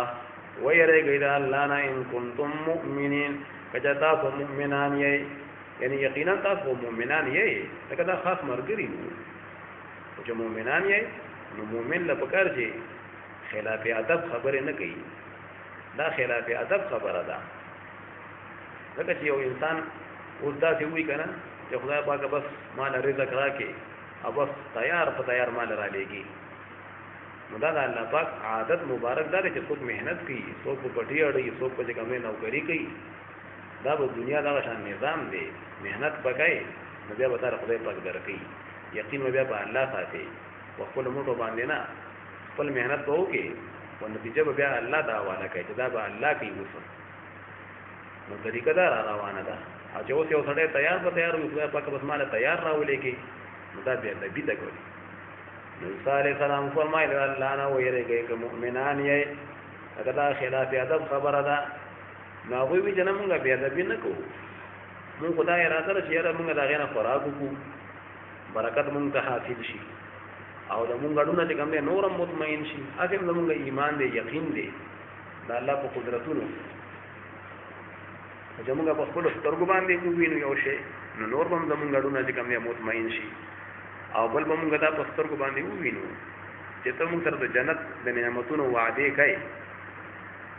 نو مونږ به دا خبره لکه وپېژنو چیرې زمونږ ایمان نورم مضبوط شي چیرې الله پاک سره قسم نعمتونه دي او تیار خوراکونه را لېږي شي او بل موږ په دې باندې گواهی کوونکي شو ونكون عليها من الشاهدين په دې موږ گواهی کوو چې کوم خلک نشته دي نو هغوی د موږ دا وایي شو چیرې تیار خوراک چې کوم دی عیسی علیه السلام په برکت خدای پاک موږ راکړو او دا هغه معجزه ښکاره شوله نو موږ گواهی چې کوم دی کوي شو نورو خلکو ته په دې خبره باندې موږ گواهی کوو او دارنګه کوم کافر خلک د کوم خلک تا نه مانی نو دا غوی په مخکې مونږ دا گواهی کوي شو چې الله یو دی عیسی علیه السلام د خدای پیغمبر دی او دا نه خې چې کوم دی ښکارا کړلا نو مونږ بیا ادب نه کوو قالوا هو نريد ان ناكل منها مونږ دا اراده کوو چې مونږ خوراکونه وکړو دا غي د سرخان نه د برکت په تور باندې مونږ برکت حاصل کوو وتطمئن قلوبنا او چې مطمئن شي زمونږ زړونه اته مطمئن دي او چې مونږ په سترګو باندې یو شی وینو نو زمونږ اړونه به نور مطمئن شي ونعلم ان قد صدقتنا او مونږ دا خبره معلومه کو یعنی په سترګو باندې مونږ یقین هم نورم راشي په زړه هم یقین دی او په سترګو باندې هم وینو ان قد صدقتنا چې بشکه شان دا خبره دا قد صدقتنا بتحقیق سرتا مونږ ته رښتیا وایي دي د نعمتونو د جنت مبارک چې کوم وعده کوي نو مونږه یقین به نورم سیواشي چې په جنت کې موږ کوم دي تیار نعمتونه ویو د الله پاک طرفنا ونكون عليها من الشاهدين او شو مونږه په دې باندې من الشاهدين د گواہی کوونکو نه چې دا دسترخوان نازل شي موږ په سترګو باندې وګینو نو موږ بیا د الله پاک د یووالي او استاد پیغمبره گواہی بنګو د خلکو په مخ کې باندې به اقرار کوو چې موږ به کوم دې نخا ان ښکارا کړل معجزه ښکارا کړل نو دوی دا مطلب شو چې موږ بیا د بینه کوو نو قال عيسى ابن مريم هو عيسى ابن مريم عيسى علیہ السلام دعا شروع کړه اللهم اے الله ربنا اے زمونږ ربان دل علينا مائده من السماء تنازل کبم باندې دسترخوان د اسمان طرفنا یو تیار دسترخوان خو پاک را دیګا تكون لنا عيدا لاولنا چې شي زمونږ د پاره عيدا خوشالي لاولنا زمونږ د وړم بنو خلقو د پاره چې کوم په دې زمانہ کې موجود دي چې دوی لپاره خوشالي شي او اخرنا او زمونږ د غیرستونو خلقو د پاره چې پر روانه زمانہ کې کوم خلق را روان دي چې دا غوي په ځا خوشالي شي چې تیار یو دسترخوان راځي د الله نعمتونه پکې وي نو دا به موجوده خلکو لپاره خوشحالي عید دا به خوشحالي شي د موجوده خلکو لپاره او د رسونو خلکو هم به خوشحالي شي چې هغوی به دا خبره کوي چې زموږ په مشرانو باندې خدای پاک دا نعمتونه کړي او دا تیار رزق کول راته نو دا دسترخوان بیا آیا تیار بیا راغلی دی که نه دی راغلی نو بعض علماء چې بس بیا صرف یو پیرا تیار دسترخوان راغلی خو کوئی څلوېښت ورځو پورې به تیار راته او د اتوار په ورځ باندې شروع شو او هغه تیار دسترخوان کې به غوښې وي ډوډۍ به پکې وي خو دوی ته حکم شوی چې سبا ته باره به ذخیره کوئ نه سبا له به نږدئ نوی نوی بس خوراک به راځي خو دوی خیانت شروع کړو سبا دپاره بس ډوډۍ کې ښودل شروع کړو او ترکاری کې خودري شروع کړو نو بس بیا دوی نه شادوګان جوړ شو خنزیران هم بیا د بازو نه جوړ شوي دي لکه دا الله سره وعدې وکړي بیا او داسې یو نښه ښکاره شي او بیا چې کوم دی خلک په خپله وغواړي او بیا چې کوم دی د هغې قدر نه کوي بیا وعده نه پوره کوي نو بیا په هغې قوم باندې عذاب راځي نو عیسی علیه السلام دعا وکړه چې خدای پاک تاسو دسترخوان نازل کړي چې موږ وړاندې د رستونو لپاره خوشحالي شي لکه چې کوم مذهبي خلک وي کنه مذهبي خلک ناغوی داسې یو شی غواړي چې هغه مذهبي څه نښه وي چې په هغه کې بیا خپل خوشحالي کوي هغه یادګار مناوي لکه مسلمانانو لپاره وړګي اختر نو یو مذهبي خوشحالي وي روزه تیر شي وي نو وړګي اختر خوشحالي شولا بیا په لوی اختر کې کوم دی حج کېږي ټول عالم مسلمانان را جمع کېږي قربانۍ پکې کېږي یو خوشحالي ده پکې نو خدای پاک دغه بل عید مقرر کړ نو دا دوا په کار کې د مسلمانانو دوا اخترې دي ښا الله دې مسلمانانو ته نصیب کړي دا چې موږ لپاره خوشحالي شي وآیه منک او دا نخشي ستاسو طرف نه خدای پاک تاسو په قدرتونو باندې یو نخشي ورزقنا وانت خير الرازقين او ته راکه مونږ دا دسترخوان وانت خير الرازقين او ته ورد ورکړو کوونکو نه خدای پاک ورکړو کو نور خلقم دي دا مخلوقات هم ورکړو کوي خدای خلک ورکړي کوي کنه په دې کې د دوی څه غرض دي چیرې مثلا څوک می صفاتو کی دا چا پکې دا غرض دي چې خدای پاک موږ له ثواب راکړي او الله پاک ورکړي کوي کنه نو هغه څه غرض د پاره نه کوي چې ما ته دنیا څوک دې دعا وکي او یا دې زما څوک صفاتو کی الله پاک ته محتاج نه دی ها وانت خير الرازقين قال الله فرمایل انی منزلها علیکم بشک نازلون کې مدغه دسترخوان پتا خو باندې دسترخوان خو په نازل کما نه خطا خو غواړي نه لیکن چې چا دې نه بس ناشکری وکړه او نافرمانی وکړه نو دا سه عذاب به ولور کما شي دا سه عذاب ما چاله ورکړې ګورې نه نګا دوی نافرمانی وکړه نو شادوغان او خنزیران په جوړ شول قال الله فرمایل انی منزلها علیکم بشک نازلون کما دغه دسترخوان پتا سو دغه نه ښکار کومه فمن یکفر بعض منکم قد اغفو چې کفر او انکار وکي او ناشکری وکړي بعض دغه نازل کې دون پس منکم پتا سو کې فإني أعذبه عذابا لا أعذبه أحدا من العالمين پس بشکر دبا عذاب ورکوما تغی کستا عذابا فعذاب ورکولو لا أعذبه أحدا چې دبا عذاب نور کوما اچاتا من العالمین د مخلوقاتنا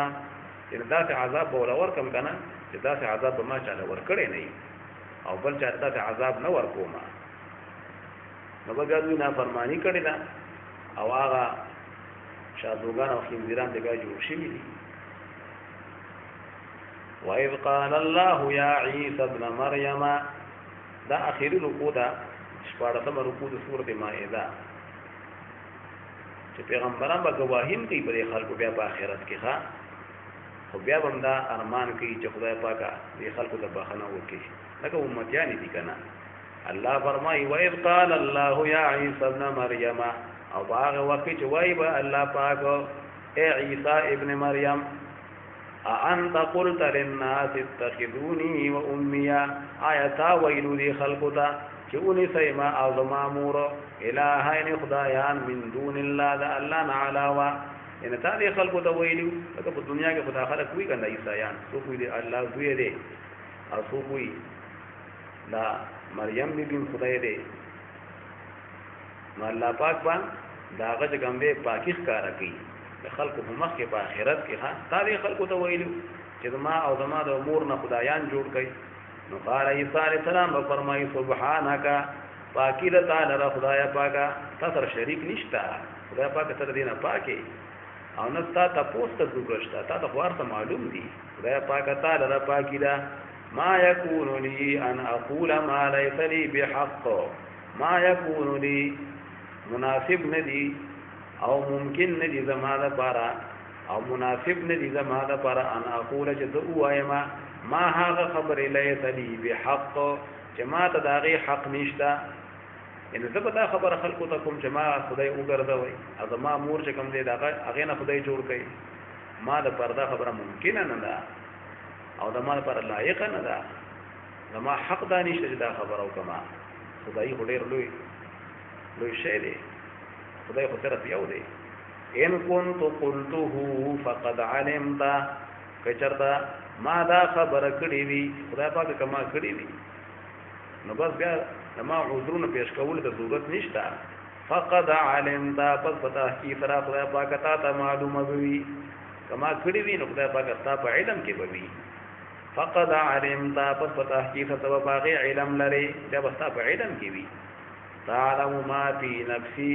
ته علم لري د هغه چې ما پړه کې د ما په نفس کې د ما پړه کې چې کومې خبرې دي په خلق خلاصه کوي چې پړه کې مې کومې خبرې دي تا ته معلومې دي ولا اعلم ما في نفسك فعنا علم نلرم د هغه فی نفسك چې صاف علم کې دي خدای پاک صاف علم کې چې کومې خبرې دي چې کوم پورته خبر کړي نه ما ته هغه علم هم نه انك انت علام الغيوب بشکت ډیر علم لرونکې په ډیرو غیب خبرو باندې ټول غیب خبرې ته معلوم دي انك انت علام الغيوب بشکت ډیر عالم په غیب خبرو علم غیب سره پتا دی ما قلت لهم الا ما امرتني به ما نو ویلی دوی ته الا ما امرتني به مگر هغه چې تا حکم کړو ما ته باغې سره چې خدای پاک ته ما ته کوم حکم کړو هغه داو ان اعبد الله ربي وربكم دا چې تاسو عبادت کوئ دا الله چې زما رب دی او تاسو رب دی نو ما خو د خلکو طرف دا خبره کړې و بس په دنیا کې چې الله عبادت کوي زما رب دې تاسو رب دې ما خو ته بل خبره نه وکړې دا ته ما نو ویل چې ما ته خدای وایي ما مور تا وكنت عليهم شهيدا ما دمت فيهم او مذ وتي باندې شهيدا عالم او گوا ما دمت فيهم کین پور چې موجود ما په دوی کې چې کین پور په دنیا کې په دوی کې ومه نو ما ته بس د دوی خبرو پته و چې څوک سوي فلما توفيتني كنت انت الرقيب عليهم پس هغه جتابیا توفيتني لازم پورا اوچت کړم یعنی اول د اسمانونو ته اوچت کړم او بیا د اخر کې چې کله راکوت شم او دوباره د بیا وفات کړم نو چې کله تاسو پورا چې کوم به اوچت کړم اول اسمانونو ته او دویمه بیا وفات کړم په خپل ټیم قیامت ته نږدې كنت انت الرقيب عليهم نویت خبردار په دوی باندې ته رقیب وي خدای پاک بیا ته پوه شو کار چې کله ته موجود ما نو ما ته ټیک تر دوی د خبرو پته و لیکن چې کله په اسمانونو کې و ما آیا کله وفات شو ما په آخرت زمانہ کې بیا خدای پاک ته دوی نه خبرې چې دوی څه کول او کومه عقیده وي ما ته بیا پته نشته وانت على كل شيء شهيد او ته په ټول شي درمانه شهید گواهی او عالمي خو بیان غره یو کتم تمنا خپل ښکارا کوي ان تعذبهم کجرت دوی عذاب ورکوي خدای پاک په دې عقیده باندې کا عذاب ورکوي فانهم عبادك فبشک داستا بندگان دي کته عذاب ورکوي نستا مخلوق ته دا به انصافي نه ده کا عذاب ورکوي لکه چې اوس څومره مخلوقي او چا ملکیت کی وي او هغه ته ودا څه کوي دا څه نه کوي هغه له سزا ورکوي شي ان تعذبهم فانهم عبادك وان تغفر لهم فانك انت العزيز الحكيم وكتب خنك بيد خلقتا فانك بشك انت العزيز الحكيم تغالب او حکمت والي ان خدای پاک کته ته بخنه کوي کچا ته بخنه کوي نو بخنه ستا فضل او دا عذاب ورکول دا ستا عدل دی انصاف اگر بخنه کوي دا ګوره په حقیقت کې ستا فضل دی ستا مهرباني ده نو که بخنه چاته کوي نو دا ته عاجز نه وي فانك انت العزيز الحكيم تغالب او حکمت والي نو کافرانو ته او مشرکانو ته الله بخنه نه کوي دا بار آیتونو کې راغلي دي چې الله پاک کافرانو ته مشرکانو ته ګوره بخنه نه کوي خو اصل الله طاقت ګورشتا ک الله بخي نو دا الله نه بسوک تاسو خو ګوره بخي نه دا ډیرو آیتونو کې راغلي دي په احادیثو کې چې کافرانو لپاره بخنه نشتا قال الله هذا يوم ينفع الصادقين صدقهم قال الله فرمایي هذا جدا ورځ اخرت جدا يوم ينفع الصادقين صدقهم دا غورز دا د فائدې ورکولو رښتونو خلقو ته صدقهم د رښتیا ویلو د دوی چې په دنیا کې دوی رښتیا ویلو عقیده صحیح لري لوا رښتیا ویلو نیک عملونه کولو نو دا هغه ورځ ده چې د رښتونو خلقو ته د دنیا غریشتیا د دنیا غ نیک عملونه اوس پیدا ورکي په دې آخرت کې لهم جنات تجري من تحتها الانهار خالدين فيها ابدا د دوی لپاره به جنتونه وي چې بهيږي به د هغې د لاندې نهرونه د هغې د ونو د بنګلو خالدين فيها ابدا دوی به همیشه یې په هغې کې همیشه دپاره الله دې موږ نصیب کړي رضي الله عنهم ورضوا عنه دوی به راضي وي د الله پاک نه رضي الله عنهم الله برازي بي عنهم دوینا الله پاک پر دوینا راضي بي ورضوا عنه او دوی برازي بي الله پاکنا الله به راضي بي دوی د ایمان او دوی د نیک عملونو په وجه او دوی به الله نه راضي بي داغي نعمتونو او داغي ثوابونو مدار ذابا د دې وجه نه ها چې د دوه طرف نه محبت وي دا الله به دوی سره محبت ته او دوی الله سره محبت ته ذالک الفوز العظیم دا لویه کامیابی ده الله وګت الله چا ناراضی شي او دې دا الله ناراضی شي دا ګوره لویه کامیابی ده ها الله دې موږ خپل رضا محبت نصیب کړي لله ملک السماوات والارض وما فيهن خاص الله پر حکومت اسمانونو او د زمکو ده او دا هغه چې دې پدې کې دي پاسمانونو پسمو چې ستې دا ټول د الله مخلوق دي او حکومت اختیارات ټول الله ته دي وهو على كل شيء قدير وغل پاک ټول شي د باندې قدرت لرونکی دی صدق الله العظیم